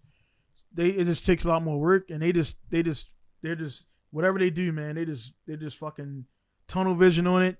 And when you talk to them, you can't even like if you talk to an RB guy, they can only talk about RB. As soon as you bring up a rotary or 2J or LS, they just like, I don't know, and they'll be badass at the SR, for example, but and I'm like, you can work. I hate the SR. One of the things I hate about the SR is the timing chain setup and the different things. You got to pull the chain up through there and lower the head on. And as far as working on it, the engine is cool. I prefer the S14 and 15 version from my personal experience. But it's like I'm like, dude, you just put the head on and you put the timing belt on. The easiest timing job ever is the JZ.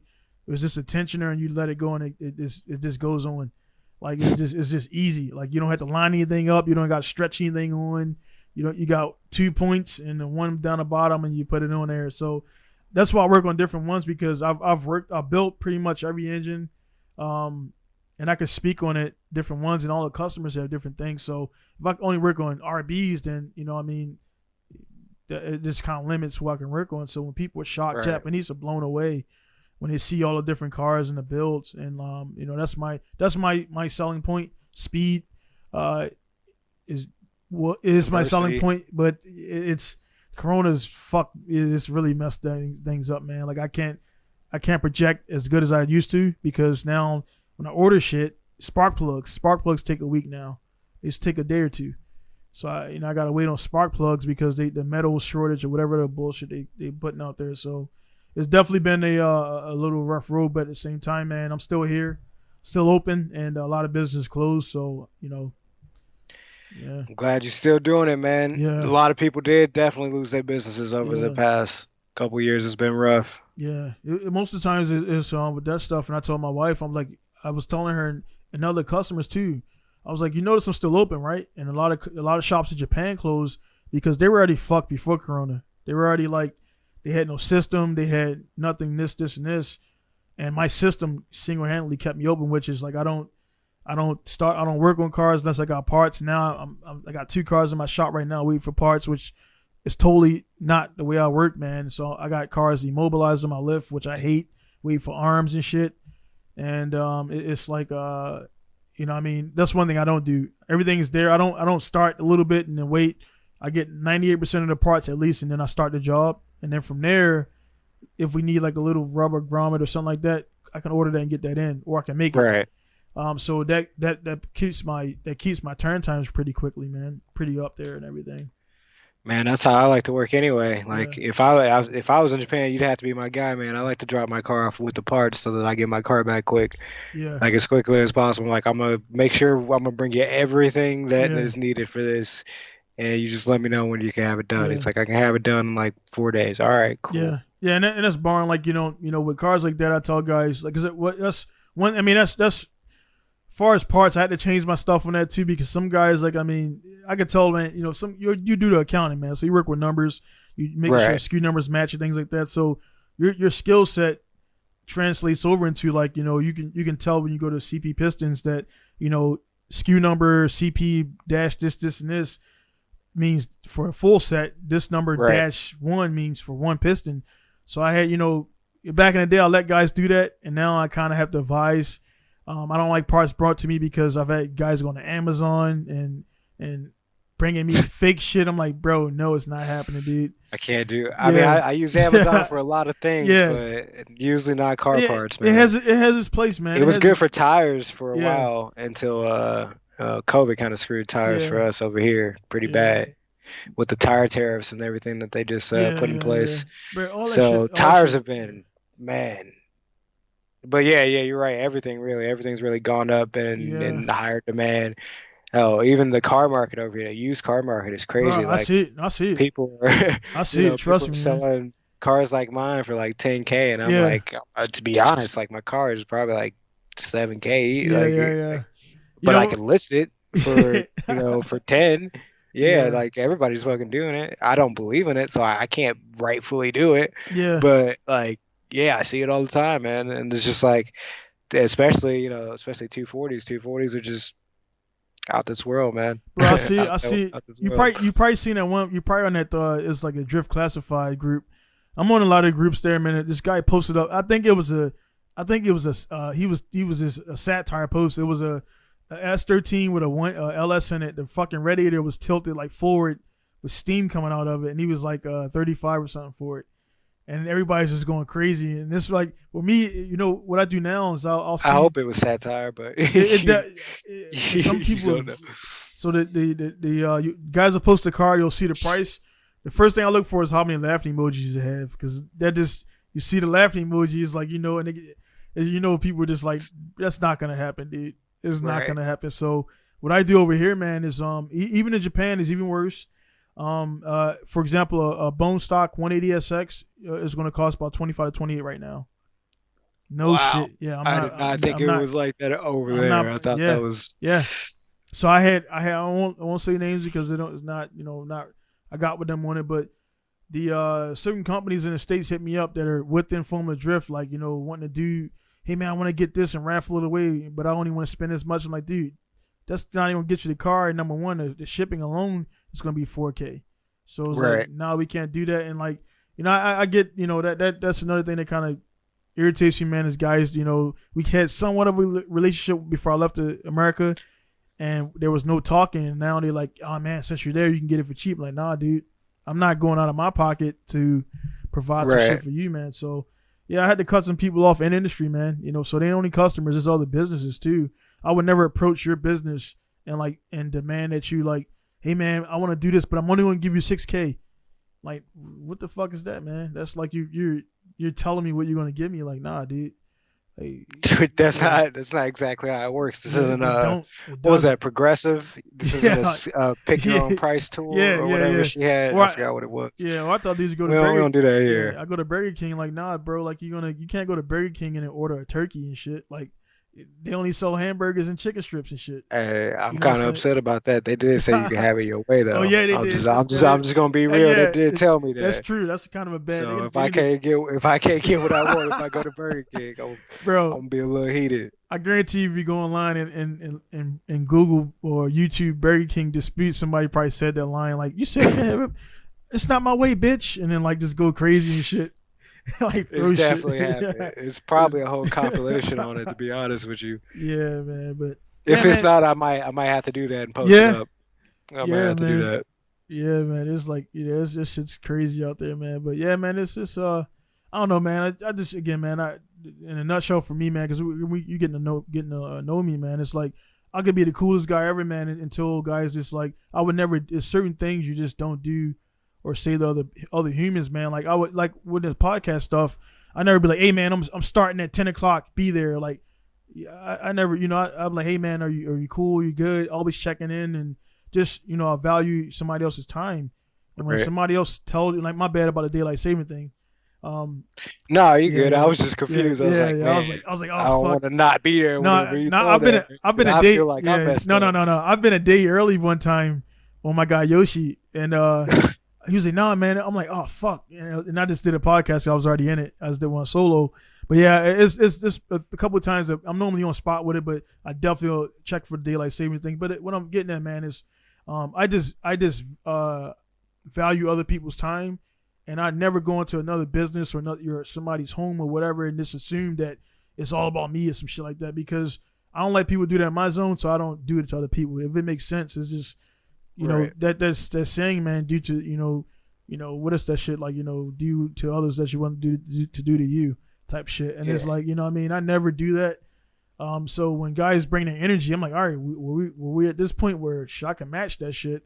Not trying to be a dick, but I'm like, I don't mind confrontation to be short. I train, I play sports, football, lacrosse, wrestling.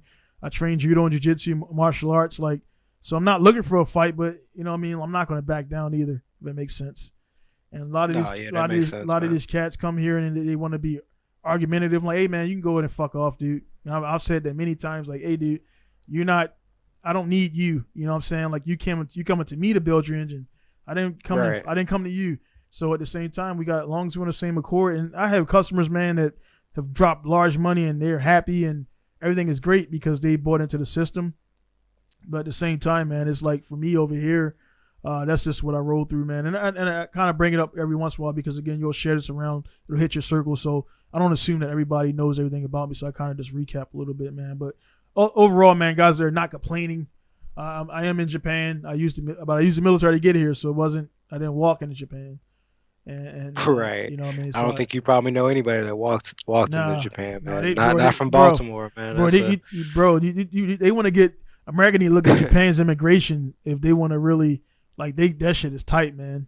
Like they let, you know, the only people that get in, you know, Filipinos and which come get in, man, because they call them morale workers, which is pretty much prostitutes.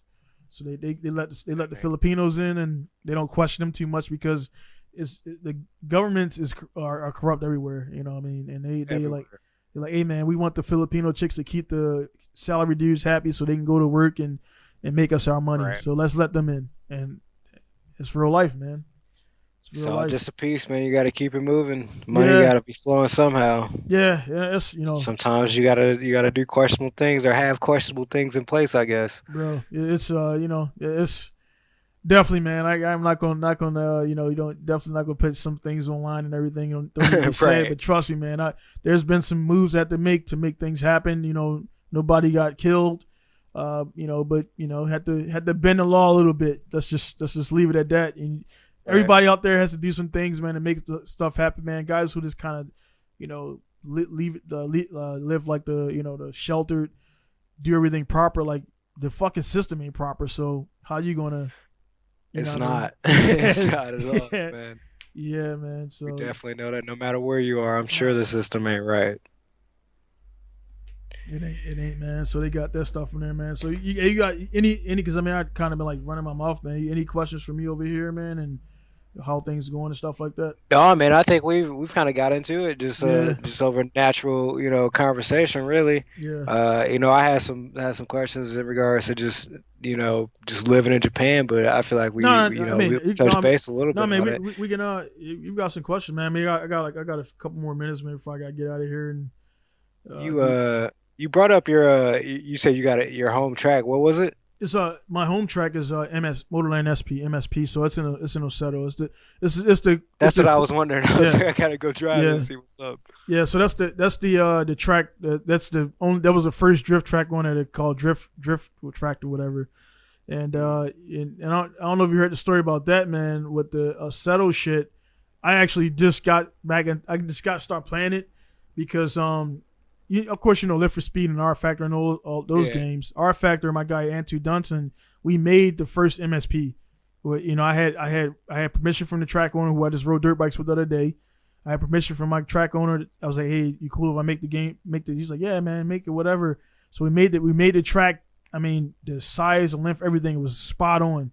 The bumps and everything. He put everything. I gave him all my notes. So when you come across a certain thing, you can feel the suspension jump up. Well, you can see it and feel it if you got the vibrating wheel. And Oseto came out a little bit after that, and they took the track. And I hit him up. I was like, hey man, I don't want money. And you know, we talk about the lawsuit shit. I was like, I don't want money. The track owner's cool, whatever, but you guys didn't get permission to do it. So on Oseto, if you look at the Oseto version, it's totally different than the actual rail track. So they didn't make it. It's not exact on the outsides, but the insides, that's MSP. It's the same course. Right. The scaling is a little bit different. So technically, they didn't make a replica. And honestly, he don't give a fuck. It's promoting it. So it went from our factor. We made it. I had the most video on YouTube, and then they went on Aceto, and nobody ever knew what it was about. Like, yeah, that's my home course, man. And they just kind of ripped it. So I kind of, you know, as a creator, man, I was kind of sour about it a little bit. So I didn't play Aceto for like 3 or 4 years after it came out. So did the actual game directors do it, or was it like somebody who privately ported it in? That was the first original track in Aceto. So Aceto made it. Oh, that's even a bigger problem. I was like, there's definitely some just drama in the Seto communities in general, just regarding like people using tracks, using car parts, etc. And I mean, because you know, the Racer's Den is pretty what's not Racer's Den, but it's that one place where it's pretty much all those tracks and what's the name of that place? Race Department, maybe. Race Department, yeah. I mean, I just use there's like this just really big Google Drive for all the drift like tracks and cars, and it gets updated all the time. So yeah, if you have me on Facebook, I have to send it to for you sure. So you have it if definitely, you do play. Man. That's probably the same. That's the same one Yoshi used because they just made. Yeah, man, I'm like way. I was gonna ask you if Yoshi was from Aceto because I was like, I've definitely heard that name before. He definitely. Yeah, for sure, man.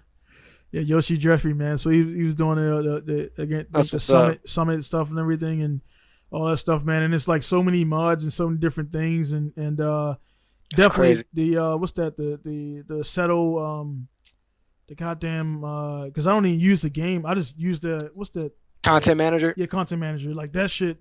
Whoever made that, man, like they do because I paid them. I was like, man, I'll pay for that shit gladly because they made shit easy. Only thing I don't like is some tracks don't. And that may be the developer or the guy who made it. They don't put the folders right. So sometimes the track load up or it won't load up or it kicks you out. Right. And I've experienced that a few times. But the I last played with the goggles. Holy shit, man. Like that's a game changer, man. I got some Oculus, some used Oculus for like $150. And I was like, holy, like the track is the same width as like real life. And I was like, bro, this is crazy. Did you go with the Quest or the Rift? It was the original ones, man. They were like brand new though. Probably Quest, I think. It was the first the Rifts. It was the first. They were all black and they were the first model. The first model. I can't drive with those, man. So my hat's off to you, man. I tried drifting in VR and it made me sick. You're sick, yeah. The with that the first time I used VR for PlayStation, I felt sick actually for 2 days, and it was because the guy I didn't know that you had to be like a certain way, a certain distance.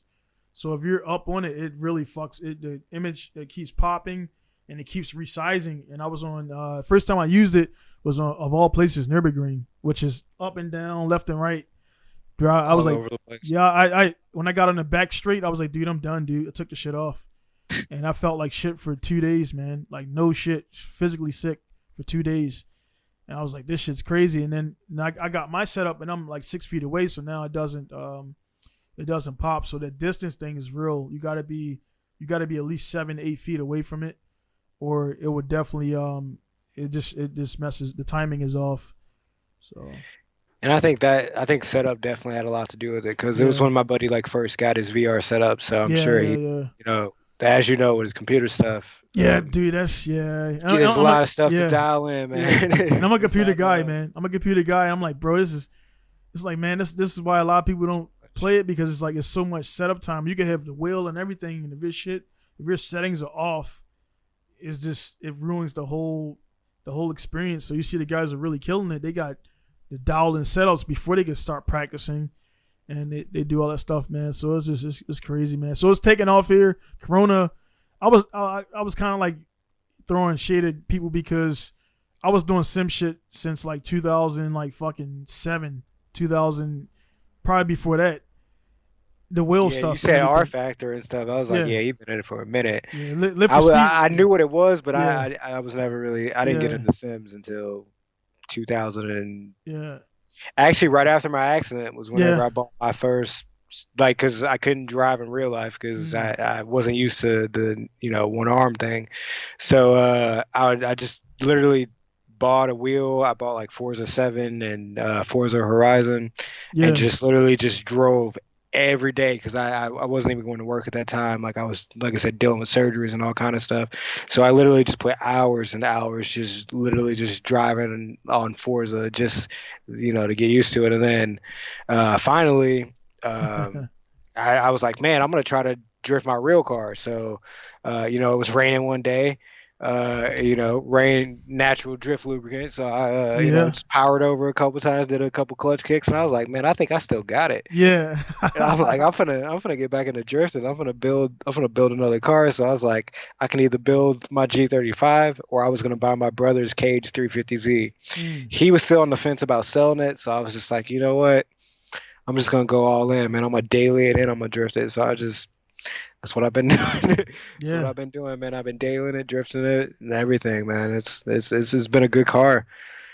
Definitely the best drift car I've had, man. I've had a couple 240s from KAs to SRs to RB20s. I haven't had anything bigger than RB20, but so definitely coming from two S chassis to the G's, man, they feel solid. Yeah, that's true, man. That's true. Nothing's old.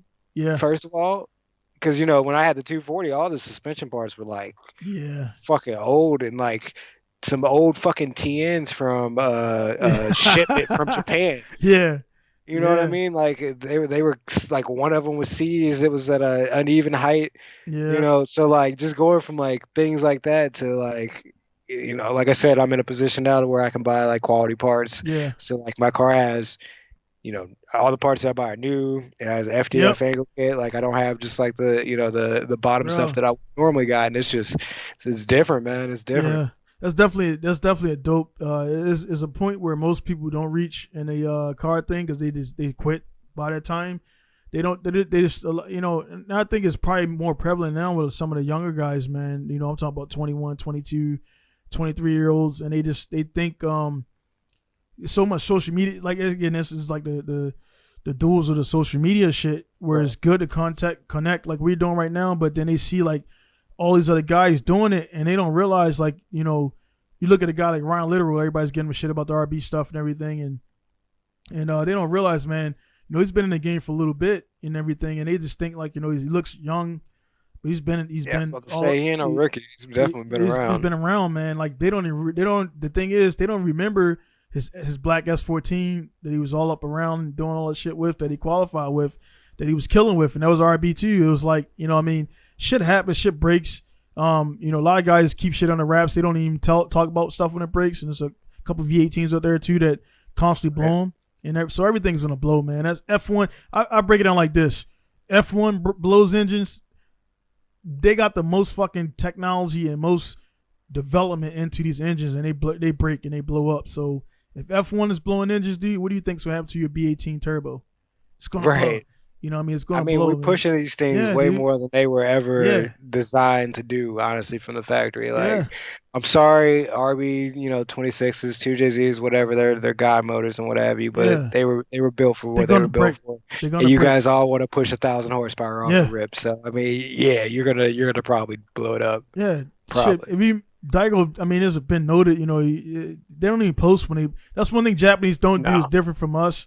One thing is like, you mentioned forums and forums. I was an admin at Club 240 S chassis. I'm on Nico, Zilvia, all that shit, man. I'm all the forums. I'm pretty much. Zilvia was the one that I used mostly whenever I was building the 240 for sure. Yeah, so I'm on all that stuff, man. And back then, like, you can still today, to the ones that are not completely closed out, if you can still look up the cache files, so it's still there.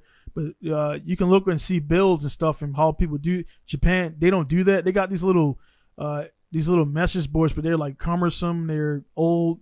They're not, so you can go in there and see how to do a fucking knuckle swap or whatever, or do a hub swap. Right. That's all online, and we document all that. Japanese do not do that. So all the cool shit you see is not documented.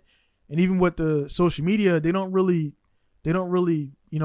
this is how I did this. This is how I did that. They don't do that, man. So like within Japan, it's like you either know the buddy who did the thing, or you can take it to the shop and let them do it. And Japanese, and I say this a bunch, Japanese fucking suck at wiring, dude. I'm talking about from the top shops to the bottom shops. I'm fixing a car right now that looks the part, but bro, I'm talking about wires twisted together, and this person paid $17K for this car, and it ran nice until I touched the ECU, and then the pins fell out, and I'm like, I'm not fucking nah. I was like, we got it. So we moved it to Haltech, and now I'm rewinding. You said it depended itself. Yeah. now it was they used the stock harness RB20. They patched it over to RB25, and then I didn't know it was a patch harness, and I bought the Elite 25, and now I got I could do wiring and shit. So I'm like, yeah, this is what it is. And I'm like, it was like, all right, cool, this is a drift car, blah, blah, blah. I'm like, but you paid $17K for this car. It should have been noted that this had a patch ECU or some shit in there like that. So this is shit. When I sell cars, I don't do stuff like that. That's just my style, because I don't want it to come back on me. And I'm like, hey man, this is what it is, blah blah blah, and everybody's happy. And but yeah, man, Japanese, man, I don't care, dude. I've seen top shops come in my shop from other shops, reputable shops. Don't even name their names because I'm not trying to down them, but top shops coming here with fucking stickers all over it. I look in there, wires everywhere, bullet connectors and splice. Dude, bad, bro. Like, I know for a fact that exists here too, though. Yeah, oh yeah, definitely exists. That was definitely there, but when I'm not gonna call anybody out either, but I've definitely seen it. When you talking about these premier shops, though, they got this following, and again, Americans will default to them because I was gonna go to this RB shop, but I'm hitting you up like, go there then. And I told every time people hit me up like that, like they're trying to play the game of seeing who is gonna cost less. I'm like, they're gonna charge you triple. I'm gonna charge you accordingly. I gotta get paid, but they're gonna charge you for the same job. They're gonna charge you double that, and they're gonna take long to do it. You're gonna drop your car off on September whatever for engine swap. I mean the engine build. September 2nd, engine's gonna be out. September 3rd, it's gonna be broken down. September 4th is gonna be at the machine shop. September 7th, I got it back in my shop, ready to build. Right. You know what I'm saying? That's how it works here. They're gonna get it there, get the car in a lift, and then order all your parts. That's what the Japanese do. So your shit's gonna sit there, and they're gonna charge you that for the lift stuff. I'm like, bro, go do that, man. You know what I mean? And it's like, I had a guy, I'm gonna go to Top Secret. I'm like, all right, go to Top Secret, dude. You're gonna wait 7 months to pay $10K for a reservation. You know what I mean? It's so it's like, you know what I mean? It is what it is, man. You know, and I don't get angry at it, but I do recognize it, and it is what it is, man. But you know, I'm just doing my part here, being an American. I'm the only American performance shop in all of Japan, dude. So I'm just doing. Man, congratulations! Yeah. That's not small, man. That's big. Yeah, for sure. And I told myself that to keep myself motivated, because this week alone, man, like it's one of those weeks where it just seemed like it's Thursday, but it feel like fucking Monday. Like shit never gets started, or it's like fuck this broke or this broke. I was literally confused. You said Thursday. I'm like, what? Yeah. Oh yeah. It's tomorrow for you. Tomorrow for you. Future. Play number 6958. Yeah. Appreciate it, bro. Appreciate it. Yeah, so they got all that stuff. I'm gonna send you some Shiba coin or whatever. I got you. Are you into that? Before we close out, you're into the crypto and a little bit. I mean, it's kind of hard not to fall into some of that stuff, man. It's all over the internet. You know, you got to try it. So I'm holding a little bit. Trying a little bit. Yeah, I did. I got one of my investors was in the stocks, and he bought a Tesla recently. So he's doing pretty good, but it's now, when Corona hit, it became a fad, and I jumped on it, a little bit too. When they got the second stimulus check, I actually put all that into, the last two, I put them straight into the stocks, and I turned it a little bit, man. But it was like, I realized I was doing it kind of fucked up way, because I was trying to play the penny game.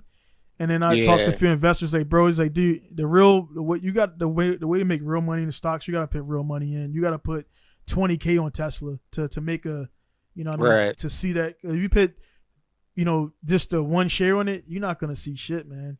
And that's where, when I hit, I'm like, what? Said it's just like the casino, bro. You said you got to put $20K on black. Yeah. you got to, man. 1K ain't going to do anything for you. And it seemed, you just getting in, like 3K seems like a bunch, but it's like, it's really not. And you look at guys like Warren Buffett, I watched a few of his videos. He was like, yeah, you can, he correlated the penny stocks to going around and picking up cigarette butts, and it's smoking like, maybe 20 cigarette butts just to equal one cigarette. You know what I mean? So you could just buy the full pack and be done with it. I'm like, that fucking makes sense. And he was like, just go with the motherfuckers like Amazon and Tesla, who ain't gonna fall off. Because as a business guy, to be honest, man, when I come home and I see fucking Amazon box all over the house, I'm like, fuck, man, these motherfuckers in my house, man. Like, what I mean? And it's like, well, how they do it? But then again, Amazon, what they do and what I do is, it's not the same.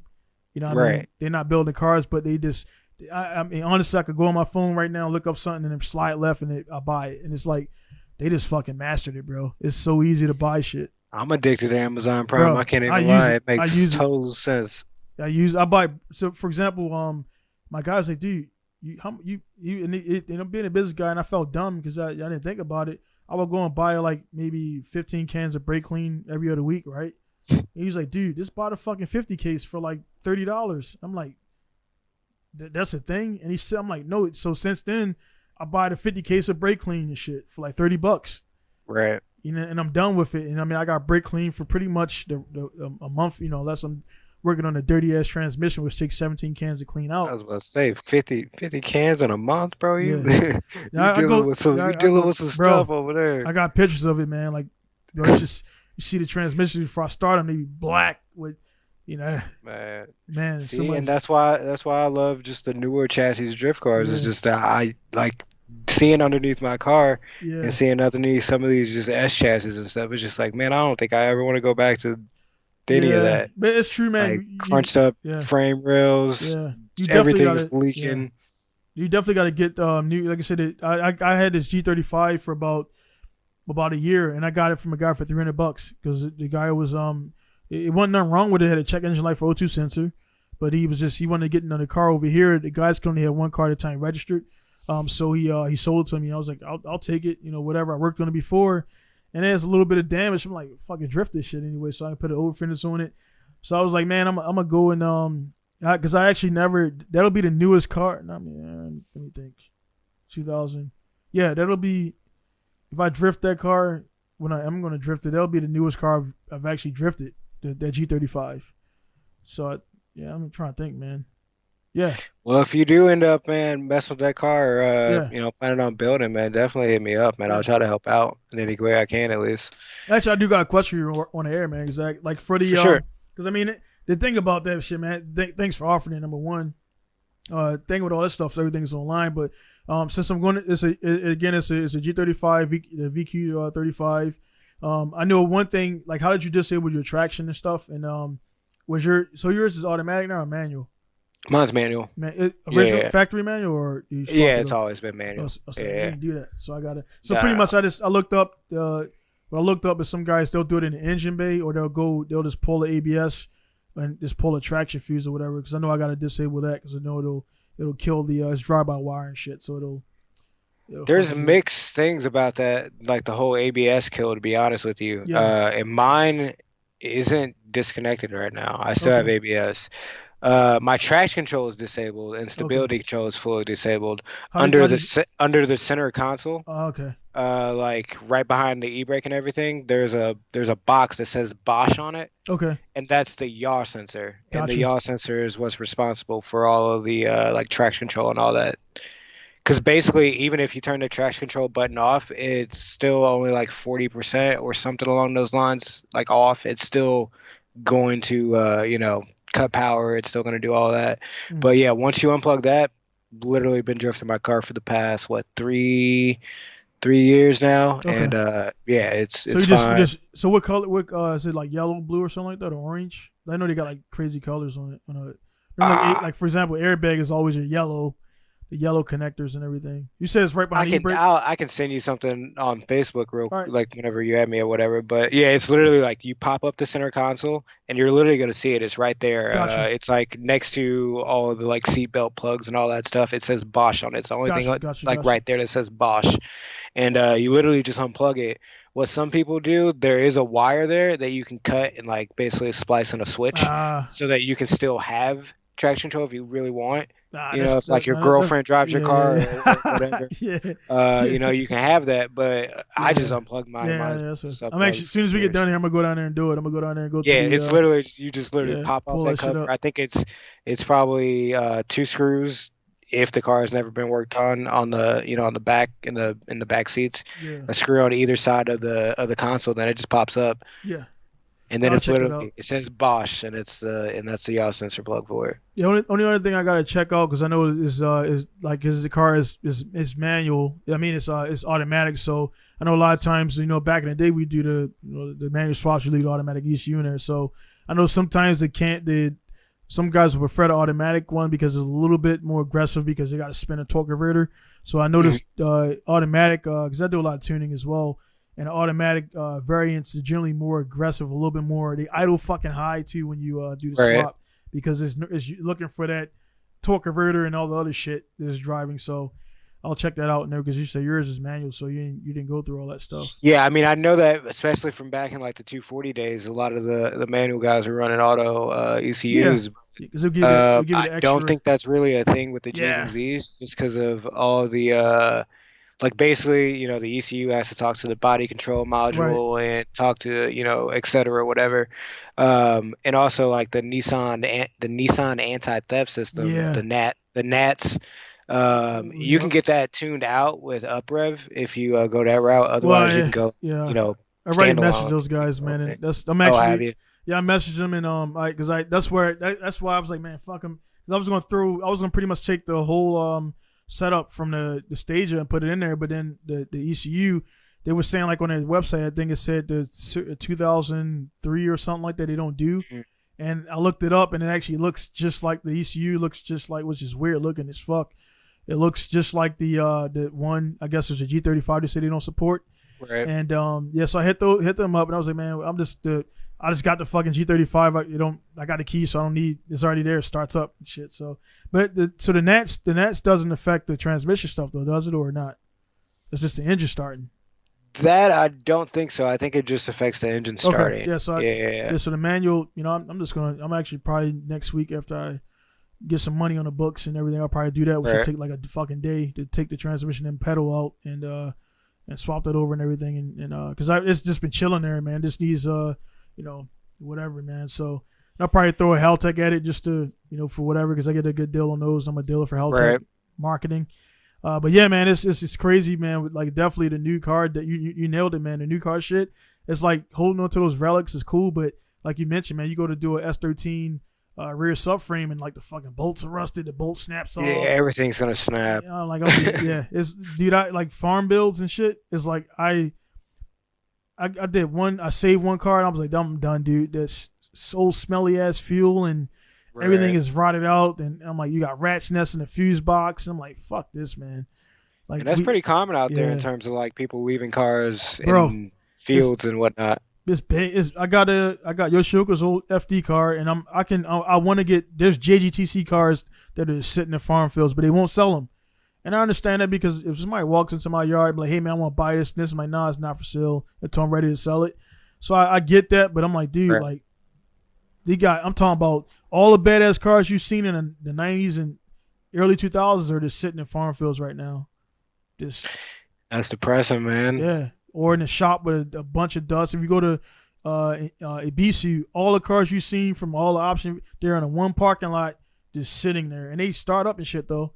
They start them right, put a booster cable on them. They start up, run like shit for a couple of seconds, and it's like those the Team Orange cars on the Subaru. Yeah, exactly. They're just all. I forgot whose video I was watching, but they were talking about it and how like, they don't use it anymore. Whatever, It was one of those guys probably. Yeah, because I go. I'll go there a bunch. I'm 5 hours from BC, but my thing, man, like and I'll speak on that in a second because people like think I'm trying to throw it like. The other YouTubers here in Japan, I'm not throwing shade at them or whatever because they got more subscribers. It's just like they're covering Japan. I'm living in Japan and I cover myself.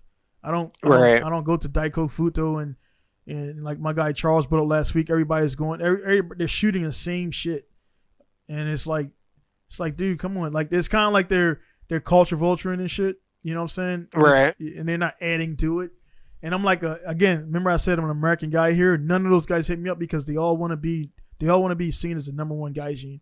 I don't give a fuck about that shit, man. Right. So, like, I got a shop here. I always thought that it was weird that I never seen any of those guys really kind of like working together at all. They don't. You notice I've never seen like a multiple like And I combo video. I tried to. I contact most all, and then I just at the point I was like, you know what? I've seen a trend. After 2 or 3 of them say no or don't message me back, and even after we met each other in person, they'll see you and it's weird, dude. Because I got one guy who was left in red for about 2 years now, and he, 2-3 years or whatever. And if I see him today, he'll, hey man, what's going on? I'm like, dude, you know what I mean? Like I sent you a message to connect, and you just ignore me and shit. So like, nah, dude, just, you know what I mean? It took you 3 years to message me back, and they'll bring it up though. They're like, hey man, I seen your message. Like, yeah, the message 3 years ago. So it's right in the front of your mind, but you didn't message me back. Right. So you remember this? Yeah, you remember. Years ago. Yeah, and okay. I don't say shit about okay. it. I don't say shit about it, and that happened all the time. Like, dude, for me, I don't. Some people, unfortunately, they got a facade on Instagram, Facebook. Me, I'm me here. I'm me in front of you in person, and I'm the same guy online. So I keep it like, hey, if you ignore me or whatever, cool, man. I'm not worth your time. So when you see me in person, let's keep it the same way, man. That's just the way I roll with that stuff, man. So again, man, it's been great to talk to you, man. For we sure. Definitely chop it up again. Definitely, everybody go out there and check out the One Arm Drifter. All the fastest, he'll send me his links and everything. I'll throw them down there for you and everything. And like I say, man, guy, just appreciate your time and it's hit me up to be on the podcast, man. Because likewise, bro, for sure. Yeah, man. It's this stuff like this. People don't realize, man, instead of like being online and bitching about stuff and trying to call people off for selling something for too high, like, dude, if you're not gonna buy it, click off of it, go to the next meme, and try to be as positive as possible, man. Again, man, dealing with your mom just passing away and everything, man.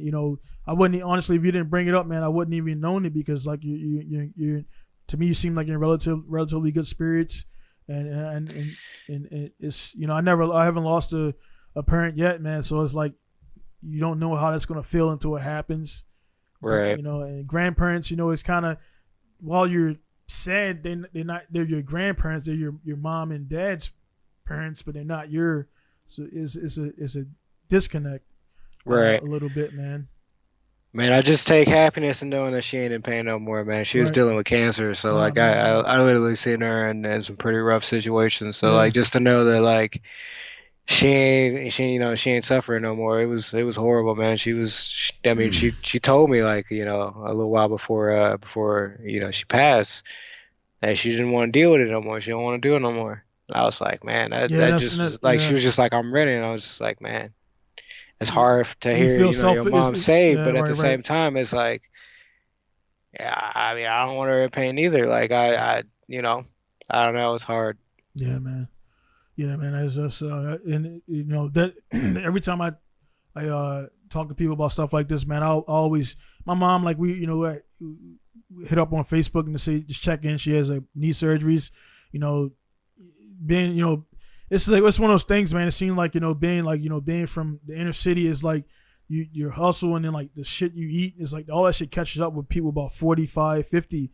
My mom just turned 52, and it's, she got surgeries for her legs. My grandmother, and I was weird because I talked to everybody on FaceTime, and they were like, everybody was kind of like, I thought everybody would be sad and shit, and they were like, I didn't know she was, the diabetes got really bad, you know what I mean? Right. To the point where, they see her in pain and crying, and it's, you don't want your, similar, you don't want them to go, but it's like, when they just, you can look in their eyes, they're like, dude, I'm done, man. I'm tired. And, yeah, man, that's rough, man. Yeah, I mean, that's why just that single fact there, I mean, I feel like that got me through a lot. Like I said, she literally told me, before it all happened. So I knew where her head was. I knew she just wanted to see all of her kids before, and she got to do that. So like, I mean, that's that's all you can really ask. That right there, man. That was right now, just talking about it, man, it's kind of, no, I don't, it's not about being down or whatever, man. It's real life and confronted feelings. Right. Like, I didn't, I had my first, I got 5 kids, man. And, all in the span of 5 years. And my oldest is 5. So I just, it's just been a factory, man. And my last was supposed to be 4, but they were twins. So I got twins. I got 2 girls. My wife got the surgery. I got the surgery and everything. So we're done. And I was like, all right, I'm gonna bring when the first one was born, let them get like WitchCon. We had the other one, So like I'm like, fuck, man, they're too close, and having newborns and which comes on a plane, number one, the cost was I did the math. It would cost you $25K to fly my family back home, like my wife and kids. $25K, man. You talking about the cost of 8 Civics and shit, man. So it's like well, shit. I don't know, man. Nowadays the EG Civic is like $18K. Yeah, I was gonna say they might be kind of gold now. Yeah. No, like, shit. No cars shit. for the '90s cost just as much as cars in the 2010s. EF Civic in Japan, just real quick. EF Civic in Japan is about $21K, man. A CRX is 28, 29. Yeah, man. So getting on top a little bit, but I was like, I'm gonna have to start hoarding all the Honda CRXs and sell them to Japan. No shit, that's no bullshit, man. That's actually very. I would definitely. Stocks is one thing. I would tell guys, yeah, bro. If you get, dude, I feel that way too, though. I'm with you on this. If I got a USDM Civic, a USDM CRX over here, USDM CRX, $35K easy, no questions asked. But what I was saying, man, was I was I talked to my grandmother because she got on Facebook, and then like she did not, she would have sent emojis and shit, old people on Facebook, right? Yeah. So like she she would just. My dad too, he got like 5 accounts. He can't remember his fucking password. I'm like, dude, press forget password and then send you another one. He makes a whole new fucking. So he got 5 accounts, Donald Jackson and shit. So I'm like, dude, remember your password and everything. So I was like, I'm gonna bring him home, bring him over to see him, and then I never got there, man. So she never got to see my grandkids. But it's like she got, how it is. We got brothers. She got tons. She got over 80 grandkids, man. So it's not like. There was only set of grandkids, but I was, that really kind of threw me in a downer for like a week, man. I was like, fuck, man, I didn't get the kids back. And I felt like I'm going to slip in on what I'm doing by not being able to afford to get my family over there. And I'm like, fuck, man. And they was like, dude, don't worry about that. She's seen the pictures on Facebook, the videos and everything. And they told me that. So that kind of made me feel good because they, she at least was following my, the kids growing up and everything. So thank God for the, whatever. For the social media at the last parts of her life because it got to kind of connect. She got to see my wife and everything here. So it's not better than being face to face like your mom got to see. You say you have a brother and you got how many siblings you got? It's 7 of us all together. Shit. Damn, man. That's on the small side, bro. My pops used to brag all the time about having how many kids did he say? He said 28. I don't know, man. So he said 28. I don't know any of them really, but I definitely know the 7 on my mom's side. Yeah. But we got a big family, man. That's why I said she was definitely surrounded, man. She got to she got to see everybody. The only thing that sucked was her youngest, my little sister. She was pregnant with her child whenever it all happened. She knew that she was pregnant and everything, and she wanted to try to stay as long as she could, but it just wasn't in the car. So I mean that was hard, especially for my sister. Yeah, no doubt, man. That's my mom got to see my son and everything, so it's different. Yeah, that's because that is I don't know why I said I said. Dang on 7 because I've been in Japan 15 years and then over here unheard of, man. Like back in the day when it was like, straight. I mean, Japan is a big ass farm with city sprinkling in number 1.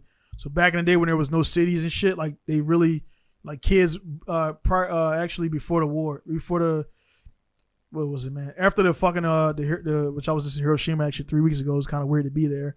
But after the fucking the atomic bombs and shit. Right. It changed they said it. I watched some documentaries that shit demasculated Japan, which is true, man. Like after that shit happened, they was like, cool, man. We're not as tough as we thought. And then like now the dudes not in the chicks, and it's all fucked up here, man. Kids, birth rates are low. So case in point, I haven't paid for a single kid. I haven't paid a dime for any of my kids because they pay for it. The government pays for it. They want you to have kids. So they pay for if it's a regular pregnancy, you cover it. That's weird because like I don't know why I thought it was something like Korea or something. I'm like, you're only allowed to have 1 kid. You said 5. No. I'm like, how is that allowed there? No, they want. They don't have a population issue there. Population is actually it's actually a lot of people here, but they're all old. So there's the older people are dying off. and the young people not they're into VR porn and not into this yeah, dude. It's just they're not into chicks, and then so I mean it's cool for us Americans to come over and take them up and run through them or whatever you want to do. You know, I've had my share before I got my wife, and yeah, man. But they're not and we're this. I would say the weakest American dude has more game and more aggression than a average Japanese guy. So like you get they don't talk to chicks. They can't look at them. I look eye contact all the time, and weird, naturally, I couldn't imagine that. Yeah, man, it's weird. So, yeah, man, so it's just weird over here with all that stuff, and the kids is what it is and stuff like that, man. But you know, what I mean, then my kids they call half breeds, hafu, sound like a fucking Doug or something like that. But like the local people, refer to them like that. That's a accepted term, man, over here for mixed babies, half breeds. Damn. Yeah, I'd be offended as fuck. I told my mom. Yeah, I told my mom. You to tie that right hand behind your back. We're gonna have to get down. Yeah, I told my mom that shit. She was like, "They're not fucking Dougs." I'm like, "Nah, dude, that's the term." So they stopped saying half breed, so they call them hafu. So HAFU. So if you say hafu, nobody's ever really said half breeds to me, and whatever. So they say half, but they're treated a little different, and like right. Of course they stand out when like your kids are like the only, like my kids is actually another set there. So between my kids and the other black and Japanese couple, there's literally 5 half-breed kids and a whole daycare school thing, man. So they got the curly hair, their creamy skin, and I mean, and honestly, man, like I ain't really seen. I hate seeing shallow, man, but I ain't never seen an not attractive half breed, dude. They just naturally look good. The mixture of the Japanese and the black. I like to think that just like in America, man, everybody thinks the face of America is white. I'm like, no, the face of America looks like me, fam. Yeah. It looks like me, fam. Yeah, stop man. Lie to yourself. Yeah. That's pretty much, man. Like this. That's yeah, man. You got the light skinned dudes, man. You got that stuff going on, man, and yeah. But they hate us, man. Yeah. They love to hate us. Yeah, man. So it is what it is. I'm like, I'm not, I'm like kind of like brown skin. So you go down to Tokyo, they got the Uganda dudes with it straight black, and those guys kind of like they come from Africa to do some stuff with Yakuza. Shit's real. Like one thing I will tell you, man, Yakuza is real. Yakuza still is to this day. No, it's alive and well, man. It's kind of like the mafia. They had their run, they got beat out, but they're still there. So, that's what I was saying. Like, I'm kind of, not struggling, but your money, it is what it is to keep things going. But I got a few people, they like, hey, man, whenever you're ready. I'm like, nah, I will never be ready, because the minute I take $5,000 from you, I'll be fucking owned for life. You know what I mean? Yeah. And they don't, when you pay that shit back, they're like, nah, dude, remember I gave you that $5K? Go ahead and stash this crash. I had a guy come here with a crash car. He crashes to somebody. I'm like, nah, dude, get that shit out of here. They thought I would just do it because they maybe seen movies of black guys doing things or whatever. I'm like, nah, son, not here. Get that shit out of here, man. Because the minute I do that shit and then I don't do what they want, then they call the police on me, and I'm done. So it's street, the shit's real here, man. Like I said, it's grimy in certain parts, just like it is in America, man. You just gotta have street smarts. There's chop shops here. I ran into it. Say you don't go nowhere walking down the streets you don't know. That's all I know. Yeah, and that goes for anywhere. If I'm going to Germany, if I'm going to Brazil, man. If I'm going to Australia, especially Brazil. I don't know nothing around here. I'm gonna stay in my hotel, bro. Especially Brazil. Like the people go out there, the tourists, they get caught. They go in Tokyo and they go in the dark alleys. The shit you see in the movies, man, that's real. When you go down those alleys, you don't go down the alley unless you not going. Yeah, you don't go there unless you got business to be down there. Right. Ain't no tourist picture shit. You get your camera taken, because if you take a picture of them, they ain't taking your card. They take the whole camera, they take the card out, and they smash that shit on the ground, and then tell you get the fuck out of here. Rightfully so. You were in some business that wasn't yours, man. Yeah, it's real, and it's one. But being where we're from, and what we're around, man, like you would have the street smarts to know that. The guy from Wisconsin don't really know that. You know what I'm saying? And it's not saying that we're proud to be around the city. It's just we know it's the truth, though. We know the real situation. Like they don't. Right. Yeah. Don't you see a guy over there slapping a chick up, and she looked like she in stripper clothes. She ain't really crying. It's like it's probably his pimp, and the other 3 guys standing around him with their hands in their pockets are probably like his bodyguards. So like, don't try to go save her. You know what I mean? To be honest, it sucks. It ain't my daughter. You know what I mean? But that's some common stuff in Japan. Yeah. Though? Oh yeah, man. Yeah, I feel like that ain't that common around here. I don't really see that. I don't really see that. Man. I mean, but to be fair, I don't really go to the alleys. You feel me? Yeah, so I guess I wouldn't see that. So, man. It's not here, man. Wrap up on this, man. Here is it's not out there. Like, you got to go kind of find it. But if you like, do the search, like I'll give you a relatable story, man. I had a guy. Well, I didn't know the guy, man. The dude was from Chicago. And Chicago, a lot of guys that come from Chicago, when they go other places, they try to act like they were the hardest dude in Chicago, for example. You know what I mean? I'm pretty sure you probably met guys like that or whatever. Oh yeah. So I'm from Chicago, this, and the guy, like, he presented himself like he was a hard ass. I kind of seen through it because I seen some shit he did, which is like some bitch shit. And I'm like, this dude ain't, whatever. I make music, so we had a music thing together and shit. And I walk in the room and the dude's there and shit. And I'm like, I never talked to him. I'm like, what's up? Dude, you just look at me, like, kind of gave me like a half-ass nod and shit. I'm like, I see how this guy is. So I ain't seen nothing the whole night. So this guy left Masawa about maybe 4 months after that because his job got cut. And they were cutting down government. It was a government job, making good money. So he went down to Tokyo and decided to start getting into selling like fucking weed and shit, which is, believe it or not, weed is equivalent to heroin. I know about that. I know about that. Yeah. So he started selling weed and some other, and I think maybe I can't go there. I can't go there. He started selling weed and like some, like I think like, pills or whatever, Molly or whatever, like shit that's entry level in the States, to be honest. But over here is like sadly. I'm talking about the classes, the highest class or whatever. So we go down there and start selling what you call them, and then the Yakuza dude is like, hey man, don't sell whatever you're selling in this club or in this block. And he's like, I'm from Chicago, whatever. I think they get what a story I got back to me when I believe it. They gave him 3 warnings, and then on the 4th warning or whatever, they fucking snatched him up and they hung him from a tree in a Fuji forest where they do the suicides at. So the Japanese guys didn't do it. They got the Ugandan guys to do it. So their hands are clean. Right. And then when the dudes do the thing or whatever, they hung them. Then they get on the air. They give him a plane ticket. And this comes from a guy who's been there for a long time. And it don't sound like nothing that can't happen because we know it happens. Look at movies. They had plane tickets. They hung the dude. They went right to the airport, flew out, went home. And they come back 6 months later, clean slate. And so that guy's dead. Murder's unsolved. And then like to hang a black dude from a tree, they kind of did that shit like because they could have killed him many different ways. Any different way, man. When they hung him from a tree, and it's like they really rubbed that shit in right there, man. I'm like, I didn't know the dude. He kind of came off as a dick, but I'm like, I don't wish that on nobody, man. To get hung in another country and to have to transport your body. You don't go to another man's kingdom. You don't pretending that you use something else. Like that's crazy. I'm confident. I'm definitely. That's like I'm not gonna go to Mexico fucking with the cartel. Like, hey, bro, I'm from St. Louis. Bro, what's that mean to you? Yeah, you seen the dude that you seen that little IG dude got killed by the cartel, right?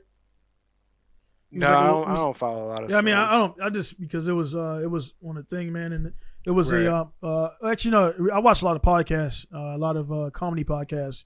I listen to a lot, like the whole Joe Rogan and all their whole umbrella. Yeah, me too. So I was watching The Fighter and the Kid, and they talk. That's kind of it's weird that we get our news from motherfuckers like the Breakfast Club and all that type of stuff, man. It's like this shit's like fun.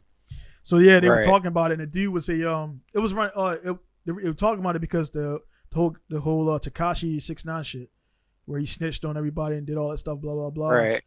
And then crazy, I mean, fucking goddamn Alpo got killed fucking on Halloween. The dude from Paid in Full. Well, yeah, the real one. The real Alpo, yeah. The real Alpo got, so that motherfucker was asking for it the way he was rolling. But the 1000%. Yeah, he was that's a known story again, for sure. Yeah. Everybody who don't know about Alpo, just Google Alpo, and nobody was like kind of like oh man, like nah, that motherfucker did some sinister shit, man. Whatever. Right. Yeah. But yeah, the kid was on is a teenager, like a rapper influencer type dude, was like talking shit about the cartel. Like, bro, they got Instagram too, man. Right. They killed his ass. Like I was gonna say the two groups I'm scared of out of the most is definitely the cartel and they have Yakuza. no remorse. I don't know why. Man. Yeah. Well, Yakuza is kind of like Yakuza's compared to like the Korean and they're Chinese just secretive to me, man. Yeah, they are. So you don't. They do shit and like they disappear people a lot. So you just won't see the person again. So this happens a lot. Sometimes scarier than some of the in your face, I cut your head off type shit. That's true, because like what happens. Sometimes. And the gambling shit, the pachinko is big here, and they'll let you get in 35, 40, 45, 50K. Then at a certain point, they know you can't pay it back, and then like they'll take your wife, which I know one guy, my buddy of his happened. They took his wife until she fucking prostituted off the money over like 6 years. And they fucked her up, man. Like they sent her back home at 6 years, but she was fucked, and she's here in Masawa. And dude pointed me out to her. I was like, yeah, she looks crazy. And the chick's like, she talks to herself, and I can only imagine what they did to her, man. But they made her work that money off. It took 6 years of every day getting banged out by random dudes. No way, man. Yeah, no way, man. In Japan, man, this is real shit. No, I believe it. That's what I'm saying. Like that's what I'm saying. They're so mysterious, bro. They could have did anything, as far as I know. It's like, oh yeah, this guy, they cut off that dude's hand for stealing. I'm like, the Yakuza did something to somebody, because I don't even see him no more. And that's the thing, man. The dude, they probably gave him the option. Hey, man, cut off your finger or do whatever, or give us your wife. I go ahead and take my wife, dude. And then he got it. And then that's crazy. Then the dude told me he got her back, and then she she was getting run through by everybody. So Japanese, they don't really and it's weird because it's over with. I go they once they get a foreigner, they kind of really don't go back to Japanese dudes. And I'm pretty sure black dudes are where everybody else is banging her out, and she came back here, and then she was. Yeah, she came back here and was just like, nah, dude, you're not it for me. And then start like banging all the dudes around in town, all the American guys, because she was used to it. So I'm pretty sure she probably at the point it start becoming like pleasurable again to her after a certain amount of time. Right. And he don't have nobody to blame but himself though. Yeah, that was it. Yeah, exactly. And when a dude told me a story, like he was into like 80K. Like, bro, you did that to your family, man. Like, you fucked your family up by getting that far into him. It's like, you gotta. So he did it. Then they got a divorce and whatever else. Blah blah blah. Like, dude, I didn't feel bad for the dude because number one, kind of a bitch for giving your wife away. I wouldn't do that. We gotta figure something else out. Yeah, like that's what I'm saying. Like you're saying, if it was my wife or daughter, we gotta go down. We gotta do what we gotta do. Yeah, we gotta do what we gotta do. Yeah, but I'm not gonna put myself or them in that situation, to be real. Yeah. I seen enough movies. I don't need to see if it's real. You know what I mean? Man. It's definitely real, man. But hey, man, I'm gonna get out of it, man. Again, man, for sure. This is how you know it's a good conversation, man. We just be vibing on shit, and that's where you like, man. I'm trying to get off, but like, shit, we kicking it. Yeah, we can link up again, man, for sure, man. Get some stuff down there and get some, maybe get some events in and get past this year and see what's up, man. And shit, I gotta hit up your guys at Bridge Moto. Yeah, I was gonna hit them up, and I'm gonna try to get them to do a custom glove because I just need one. Yeah. Oh, for so sure. my thing is like, I've been using a glove lately because like the hand sometimes, especially like going around longer turns, the wheel will get yanked out of my hand on transitions and stuff. Right. So I find it just smoother to have a glove on lately. So no doubt. So yeah, I was like, man, I need to hit up Bridge Moto and see what they got going on. I'm willing to bet Alan's a great guy, man. Bridge Motors is Alan and his wife, man. It's two people, man. That's awesome. Yeah. So and they do big stuff, man. So definitely, man. He watches, listens to every podcast, by the way, every one. He's never missed one, so he'll definitely see this. Bro. Yeah, man, and I'll add you on Facebook and just kind of link you guys up and chop it up or whatever, man. So that'll be definitely, man. That'll actually the episode will probably come out. This will probably come out maybe Friday and everything. Okay. So it'll be public by then, but we'll already be chopping it up before that point. So That'll be cool. And he's a business minded guy, so that'll not trying to right. take advantage of your situation, but that'll be a cool project to do. And he does custom stuff anyway. No, that's what I was thinking exactly. I know that obviously my situation could be, obviously beneficiary for myself and another company if it's done right. Yeah. The problem is I just got to figure out how to make sure that, I'm doing my proposals and things the right way. It's just something I'm new to, so I'm still, kind of putting together. I've only sent out like 1 or 2 proposals, so I haven't really done anything crazy. Yeah, I did a video on the sponsor stuff, and with that, man, it's just like the way I learned about it. And I guess you got a tip from a company that we just don't talk anymore. It wasn't anything bad. He just whatever. Right. But when Jimmy did give me, it's like and I used it. He was like, when you go towards companies, like tell them how you benefit them. Don't ask don't you know what I mean? Tell them how. Straight the back, like, hey, this is me, and this is what I'm going to do for you. And I'm not asking you for shit. If you want to do this, blah, blah, we can do it. But when you go that route versus asking, it definitely goes a lot better. My experience, man, has been generally just being a customer first. Right. And all my best ones like that. And then they offer me the percentage off for this, and this, because now in my shop, and now that I'm a dealer, honestly, to be brutally honest, man, I get a better deal being a dealer than I do being a driver. So it's like, right. I don't even need this fucking, I don't need and that's because it's industry stuff. And this is not secret. Everybody knows dealers get a better price because they're getting the part sold, and it's a back scratching type of deal. Right. Which is probably why I haven't put out too many proposals, because I'm just trying to put into perspective kind of like what I feel like I am actually bringing to the table. And right now I'm still trying to figure out what that actually is. You know what I mean? I'm not really a competition driver. It's not something I'm really interested in, I wasn't really interested in, but lately, man, I definitely, been doing some grassroots competitions, and I'm definitely interested. So I'm more so, I'm waiting on, I want to get my car cage. I wanted to get my e-brake set up, because I feel like if I do the video right on my e-brake setup, that could do really big, because as far as I'm concerned, nobody's done this type of setup. Right. So I think there would be some interest in it. So for sure. I definitely want to, get some bigger things going for me before I even feel like I'm even worth doing it, reaching out to these customers and even saying that I can do something for you, because my social media following is not big at all. So right. I can't really say that that's really going to be the main tease. The big thing would be going to, obviously, out of town events, going to, car shows, car meets, whatever would bring more attention to them, because I don't do competition as of this moment. So right. Still figuring it out. Like I say, the host of this, man, like I say, when I talk to everybody, man, is one thing I don't like social network and all that stuff is pretty cool, man. But when I do these, man, I'm not expecting like people to be like share all that stuff around and everything and help grow, because that's my job to grow my stuff. But it's just every time I do a podcast, 10, 15 people would get to know somebody else they didn't know before, and right. Me, like I always tell guys, introducing you to my circle and vice versa. When you share it, it introduces people to people who didn't know. I don't assume everybody knows me. That's a kind of egotistical thing to assume everybody knows you.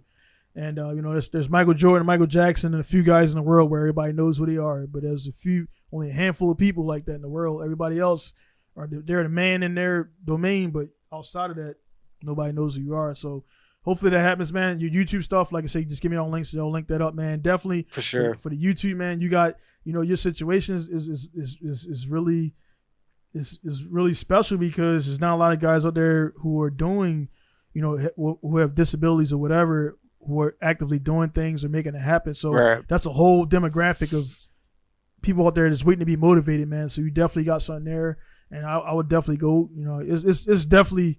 It's something there, man. I could definitely see it, man. And just talking to you, level-headed guy, it's definitely something there, man. So just make it happen. I'll do what I can do on my end to make it happen and everything. And naturally, like I say, as far as the Japan side, honestly, I told guys it sucks. There's not really much I can do from here, because you got more shit. I'm buying shit from America to come here. So, what I mean? Right. I'm going to RB Brokerage and Juku and FR Sports and Turn 14 to get my shit. You know what I mean? So it's like you're already there. So I mean, but still, if there's something that you need from here or whatever, man, just hit me up, man. I consider when we do this podcast, man, we're pretty much good to go, man. So you know, what I mean, it's a new. Oh, most definitely. I was gonna say if you need anything from St. Louis for any reason, and I can pick it up and ship it to you or something. I mean, I'm not like I don't have a business or anything. I don't know along those lines. But if I can get something for you and ship it to you, just let me know, man. I'll definitely take the extra little time and get that done for you. So I mean, it works. It works out because, like I say, it's like now it's you, it's Quizzy. It's Tyree was Woodbury, which I gotta get him back on because he had a tough time, and but what I do is like when I start doing the FD stuff, like I got people in states that I can like I'm in St. Louis, man. You know, it is what it is, and just building those connections, man. So like I actually then close it out again. I actually spent 7 weeks in Fort Leonard Wood, Missouri, for my tech school. So I was there 2016. I was there for about 7 weeks, and I actually when I first got there, I'm like, man, what the fuck's this place, man? It's like ain't nothing here. But after about 2 weeks, man, I actually started liking it, man. Like I like the back roads are windy and shit, and we definitely got some fun back roads. I was like, holy shit, man! Like I was. That was my thing on the bikes, man, was back roads. It was never like highways or anything like that. It was always like the back roads were just like the place for the bikes, man, especially little 600s. Do you know of Fort Leonard Wood? I think it's south of I know of it. I've never been like down that area. I don't usually go south. It was definitely we was confined to we couldn't go anywhere because it was just training, so we couldn't go off. Right. So I do remember flying into St. Louis. And then we took a bus ride, which was about, I think the bus ride was about maybe an hour and 45, 50 minutes, maybe. So it was about an hour and 50 minutes. I know we were going south. Right. Away from, because when you get out there, of course, you see the arch and all that shit and everything. Yeah. And we just going down there, and pretty much it was just like I'm 8 minutes from that airport, actually. Yeah. From Lambert, I'm 8 minutes away from there. So basically where I was at, man, the happening was Walmart. Walmart was where you go to hang out and shit. That was like it. I'm like, nah, son.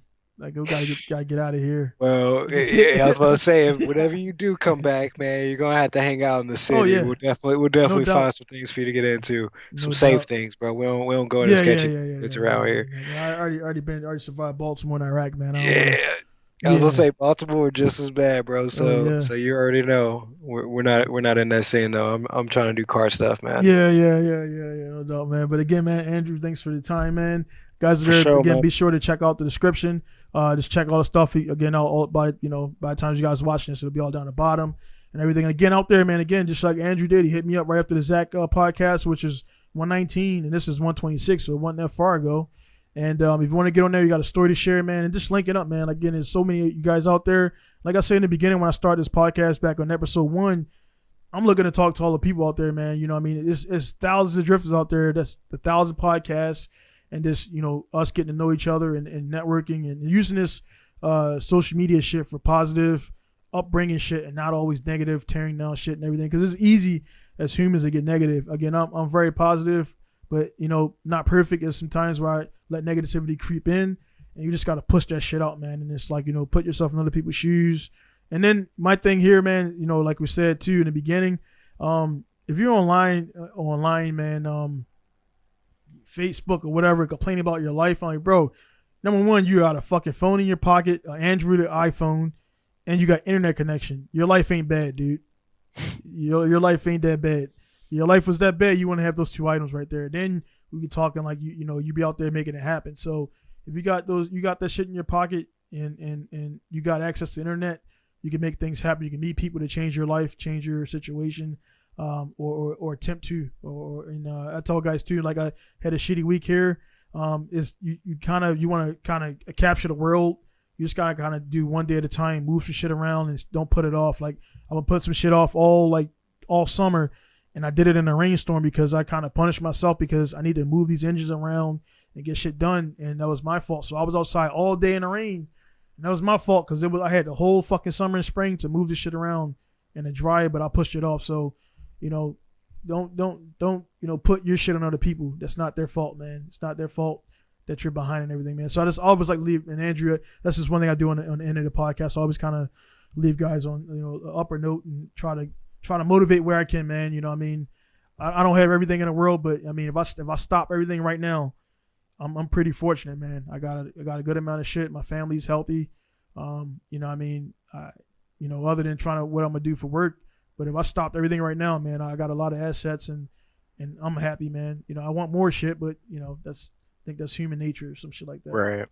But again, man, thanks for the time, man. We'll definitely link up again. For sure, man. I'll get you with Alan at pretty much like within the next couple hours after I take care of some business. And we'll get that ball rolling, man. It'll be definitely cool to support that and put that out there, man. And one thing too, like I think, not think, but I know, because your arm that your right arm is my right arm is the paralyzed arm, yeah. And that's just kind of ironic because Zach, the guy that was on, his right arm is his he's pretty much he has like the nub or whatever, right there. So he has this.